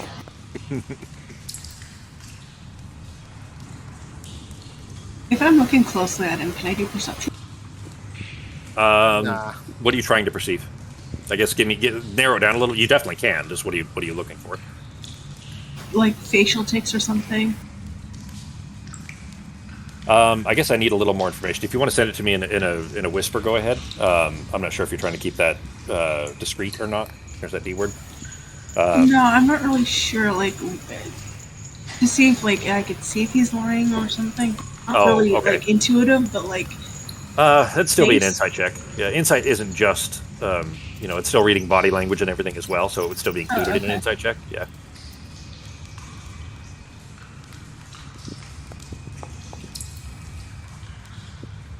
Okay. Nobody seems to get a read on whether this is deceptive or not. He seems, all he told you was that he's back in that direction. Act the way we came? Yep. Nazim, okay, there's a reason that I'm asking this question specifically of Nazim. Nazim, you were not focused directly on this guy at the moment. At least you didn't roll an insight check. So I'm going to take that to mean that you weren't focused on him, and instead we're still looking around. Would that be an accurate statement? Don't meta, yes or no? Yes, because I had that feeling beforehand where there was a huge surge. So I'm trying to. I'm getting weird vibes because magicians creep me out, man. It says the creepiest of all magicians. Yeah. So still kind of keeping eyes around and looking around, and in fact Norok as well because of your I always forget what it's called. It's not Feral Instinct, but you know what I'm talking about. Which one is that, G? It's not. This isn't directly a threat, but it is something that you would notice. Sense? It might be danger sense. Does that sound right, G? You're muted. Spidey sense. I think it can't be surprised or whatever. I think it's what danger sense. Yeah, okay. Second level, danger sense, okay. Yeah. Uncanny sense of when things nearby aren't as they should be, giving you an edge when you need to dodge away from danger. This isn't a danger thing you need to dodge away from, but definitely something uncanny and abnormal and not as it should be. Nazim, as you look back in the other direction, you watch as the tunnel that you just came down, which was a straight shot, it was literally just straight and hadn't curved in the last 10 minutes or so, you watch as it kind of begins to sinuously curve and move off to the left. And now it isn't a straight tunnel anymore. It is 15 feet, very, very close. It was almost dreamlike that the almost hallucinations that the walls of the stone begin to slowly turn until sinuous like a snake until it turns off to the left, and now it stays still. Okay, both Norok would see that automatically, and Nazim, because you're just staring this direction, you would also. So I'll just start snapping my fingers at everyone and start pointing back the direction of the tunnel. That's now changed. Get everyone's attention. The kind of butler-looking guy looks up at Pogo. He's actually, I guess it would still be kind of a straight shot, even though he's sitting down. Looks at Pogo and kind of raises his eyes. See? That way. Who's your tailor? Where do you get these these clothes? I'm curious. You're very dressed up for this environment. How many more of them coins do you have? If it's less than 20, you couldn't afford him. All right. Are there? Before I start walking down this stuff. For starters, let me ask: anyone else want to do something before I try to do something here? No, go for it. All right. Are there? How far is the closest gray area to where there's some sunlight coming down? You mean before or now? No, as close to me as possible. Are you okay? Are you asking the DM or are you asking him? I'm asking the DM. Yeah. Okay. Well, that's changed. I'm looking. Are there any? Oh God. Yeah. Are there any little dandelions or any kind of plants growing out of the cracks around here? Make a perception check. God dang it! All right, let's see. I'll put it to you this way, though. There was a grate that led up into, up above the ceiling, and the straight shot that was not, a few hundred yards up, basically. You still would have been able to see it, except that now the tunnel is turned off to the side, and now it's dark. I saw the light from my... Yeah, you guys have your own light. Yes, that's fine. I just mean that there's no light coming from the ceiling, I guess, as there's no natural light. I'm just looking for any kind of plants on the ground. Any kind of weeds poking through? There's plenty of this kind of thick, really durable, reddish-colored moss, the kind that you'd see on ocean rocks, sea rocks near the beach. There's a lot of kind of lichen and that kind of stuff. But as far as, are you looking for specifically plant I can talk plant? to? No, okay. Plant I can talk to when I hit speak with plants. Okay. Sure. Give it a shot. What I'm going to say here is that because lichen and moss is more of a primordial and a little more ancient, I suppose, plant life than flowers, for example. I forgot you grabbed this, actually. I didn't know where you were going with this whole plant thing. That it's a little on the dumb side, but at least you can attempt to communicate. So. Here, hang on. I'm going to try and help you. I'm going to use weed plants to make them grow a bit. All right, sure. Let's just make the moss get a little mossier. Mm-hmm. give it a little hairstyle. It's got a part. I'm not going to give it a hairstyle. Is it like I'm a face now? Grow. A face comes out of the moss. Fucking creepy. This is an evolved version of moss. Just because this guy looks like a magician doesn't make this any less strange. Yeah. Also, I don't think you can hear the plant talking. This is psychic communication. I communication. think it's psychic with me. Yeah, no, but at least I made the plant bigger for you. I will, however, tell you my side of the conversation so you can at least hear half of it. So I'm gonna get down kind of to the little like mossy plankton. Mm-hmm. Not Hello. plankton, lichen. Hello, little guy. He is not in the ocean. Well, plankton Hello, isn't. guy. You wouldn't see plankton. Plankton is our tiny little tiny little multicellular things. Yeah. Hey, little guy. Can you help me out? Have you seen a gentleman by the name of Toju go past here, and maybe you could tell me how to get to him? There is silence for quite a while. Like you're not even sure if it's going to work. He's thinking, guys. He's thinking. And the response you get is, "We don't hear names." Well, could you tell me where other people like that leave that door over there, where they might walk to? Like maybe, like if they're leaving, do they go that way? And I'm gonna kind of point to the curved hallway that's dark now, or do they go a different way?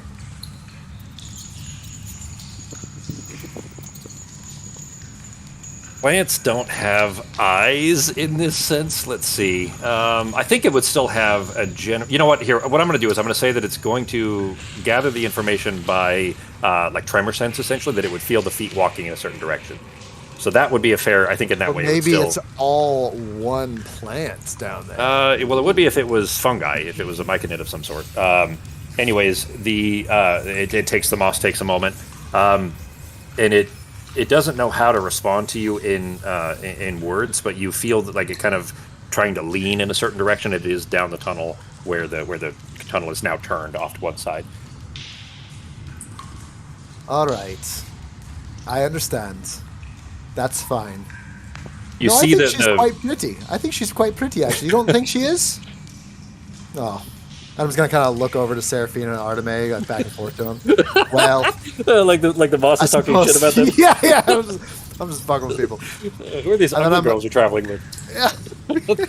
And then I'm gonna come back up and. When you go to stand back up, the butler kind of leans back up, and you realize that he was kind of leaned over, watching you talk to this. Was that entertaining? For you, yes, very much so. I assume. All right, this way. He just says, Toju attended some colleagues on a business meeting with the Scavlings back that direction. I don't know if it was quite necessary to talk to, whatever you were doing there, that rub on the side there, but he was expected to return nearly an hour ago. All right, well, I'm just gonna tell you, if you don't come off as very trustworthy with this outfit. I mean, you look good, but like not here. Maybe you should think about that, because right now it's just, I don't know. I was always told to dress for the job I want. And that's like what? He shrugs. All right. Well, down the hall we go. Into the abyss, gentlemen and lady. All right. I'm going to get back on my steed. Okay. All right. You hop back on Pietro and start making your way down. You barely make it around the bend before you start hearing a fight. Like, clearly some metal clanging against metal. There is a roar, and then the ground shakes, and you see little bits of droplets and dirt that fall from the ceiling and start splattering on all of you. You realize that this is turning into the actual part of the sewer, and no longer part of just the soakway. It's not, you're not quite into it yet, but the kind of distinct smell and everything coming as you making your way down this tunnel. But not far into it, this sound of shouts and what sound like very, very thin, reedy, like raspy voices shouting, and then clearly like grunts and fighting as them fighting some more normal sounding humanoid style voices as you make your way there. I'm going to go ahead and move us to this. We won't really have time very far on this, of course, because of time. Ooh, that's a nice little zoom in. What? That was the way you set up the start for this map, the zoom in. It looks really good. I didn't do that. Did it start and then zoom into the... Did everyone else's... Not like a zoom in... Zoomed in tight. It's a tight zoom in on the sewer area. Oh, well, that I did. Yeah, I did that part. Okay. It's I thought you good meant it like start zoomed image. in. No, Gotcha. no. All right, give me 1 sec, guys. I'll be right back.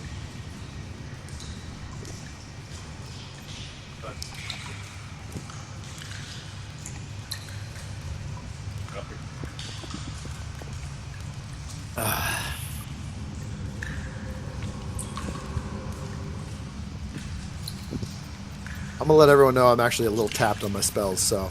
this Yeah, I was hoping for a long might rest. be a lot up to Norak. Yeah, We'll get a long rest after this. I'm missing some of my higher ones, though. I'm okay with spells-ish, but my healing, I need to heal more. Didn't you have a short rest? I thought you had a short rest. I did, but I didn't heal all the way because I was at 8 HP. How did you not? How many? Here. You didn't use like a shitload of your hit dice? I've got like 14 fucking hit dice. Yeah, that would have been the ideal time to use hit dice. They don't have a ton of other purpose. Yeah. I did some. I used some. But... When does all 14 refill? On a long rest? Every day. Yeah. Okay. No. It's half. It's half every day. That's right. Half every day. Yeah, so it takes you 2 days to get them all back. We use them so sparingly that I'm just. I use them whenever I have the chance. I just fucking use them till I'm. Yeah, exactly. Like the chance. Well, not that it can't happen, but the odds that you have 2 days back to back where you need to use all of them is pretty low. So you might as well just, when you need them, you might as well use as many as you need. All right. So, anyways, the tunnel here is starting to condense back down to a more kind of standard shape and scale, let's say, as a regular sewer. It's not. This isn't actually all the way there. This is still mostly like river runoff, but there's a lot of sludge and everything in it. And just up around the corner, you can just barely see. Oh, maybe not. You can smell there's something dead right around the corner. Well, I'm still on PD Pablo. As soon as I hear some shit, I'm just gonna start flying and dashing through the middle of the sewer to get to wherever we're going. Okay. Balls to the walls, baby. All right. Well, go ahead and move yourselves. You're not in initiative order, at least yet. So. Well, I don't know. It depends on whatever the people are doing. Yeah, right there. Okay, so from... Oh, shit. I thought you could see it from there. Maybe... Hang on, I'm going to move you real quick. Yeah, okay. So this map actually has some pretty interesting stuff here, but, like... well, if you move one step west from where you're at, Pogo, you'd be able to potentially see that, but... Well, is anyways, that like a doorway? It is the opening of a pipe. It's not okay. It's not like it's open. You can go straight into it, but it's a big like sewer pipe that is spilling out. Does that sound like where shit's coming from? Yep. Yeah, it's echoing through that. It's coming from back that direction somewhere. Can I fly through it? No. No, Pietro, Pietro could walk with you on him into it, but he wouldn't be able to fly. All right. Well, we're doing his walk speed, which is still a little bit faster than mine at 30. Sure. And what's everybody else doing? Yeah. I guess following behind him. Yeah, I'll stay to his side. Okay. Well, I don't know if there's a lot of room with Pietro. You guys can be behind me. Yeah, you wouldn't be able to be beside him, but do you mean like behind? You're going to be in the back? Yeah, just kind of behind and to his right. Okay. All right. Then as you guys make your way in there, Pogo, you can move. You should be able to cross that, I think, right? Yeah. Okay. Cool. So you see, as you stepped right on him over there, or in fact, Pietro would probably he's just gonna step on him. He's just gonna step on him the entire. There'd probably be a little bit of like kind of want to pick that up and eat it kind of thing. But it is a humanoid shaped rat, very large rat with a weapon drop nearby. Clearly, it was stabbed through the stomach with what looks like a spear, probably. And the sounds of fighting are coming from ahead where the pipe is broken. You can see that there's a broken chunk of the pipe. Where it's split out just ahead, and it looks like it opens out into a room. And the sounds of fighting are coming from in there, and it sounds like rat folk. Which by the way, they're called scavlings. But I'll let everyone else decide where they're going because I'm going in here. So if you guys are still behind me, or what's your game plan, guys? There is a fight going. We're going to end here in just a minute. We're not going to actually start the fight, but I want to know where you guys are at. So go ahead and move yourselves to whatever place you would be. In the room, I suppose. Is this room tall enough to fly? No. There isn't a lot. Like in the main tunnel, yes, but there isn't a lot of room elsewhere for you to be able to fly in. Well, I would fly in. I'd probably, on this map here, I'd probably see the guy to the left. And is he just attacking or fighting or eating? All of them are dead. The ones that you can see are dead, but there are at least some that are fighting to the south of this big rock. There's a big rock pillar that you're standing behind that goes up 15 feet or so. Okay. And to the south, just on the other side of that big rock, basically, are some people that are fighting. So I would run and fly, continuing the same direction. Yep. Now you can see them. There is I would go. I'd probably go here. I don't really know who I'm supposed to be fighting yet. So you don't need to be fighting anybody. It's up to you guys. Yeah. Right where you're at. You can see one of the rat folk right south of you with two very like poison green daggers. It looks like that are dripping poison, and then there's a rat folk in like heavy armor that is fighting a human man on the other side. That is fighting with two daggers as well. He looks to be the only. He looks like the only non-rat folk that's still up. Everybody else looks like they're dead. And there's dead rat bodies and dead human bodies all over. Do we know anything weird about rat folk? Are they like their alignment, or are they just? I mean, they're typically not well liked anywhere in the city, of course. Beyond that, they're almost always like you don't see them ever on the surface. They always live in the undercity. Okay. Do we see a pickle that looks aggressive? Yeah. Huh? That's a Rick and Morty joke. I guess my only question is, can Norik fit through this tunnel? Yeah. Okay. Yeah, it's about 10 I'll let feet. him go first. I'll be after. All right. Is that Splinter? Could have put some Ninja Turtles down here, but no. All right, so Ben, go ahead and move yourself wherever you're going to be, because we will be starting this session next week, at least with them fighting. Whether you guys, interact with that or not is up to you all, but wherever you want to be, then.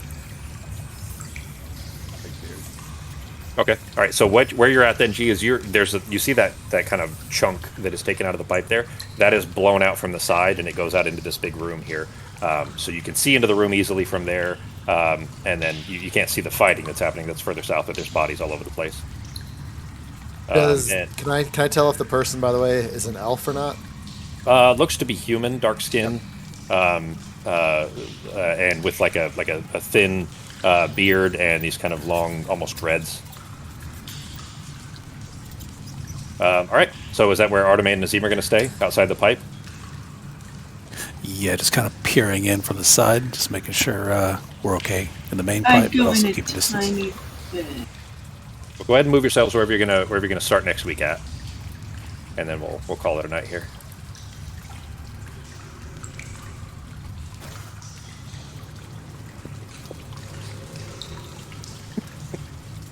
Were you going in and then change your mind, Sako? Yeah, I'm gonna slice the pie. I'll be outside the main, but Okay. I'll still be here.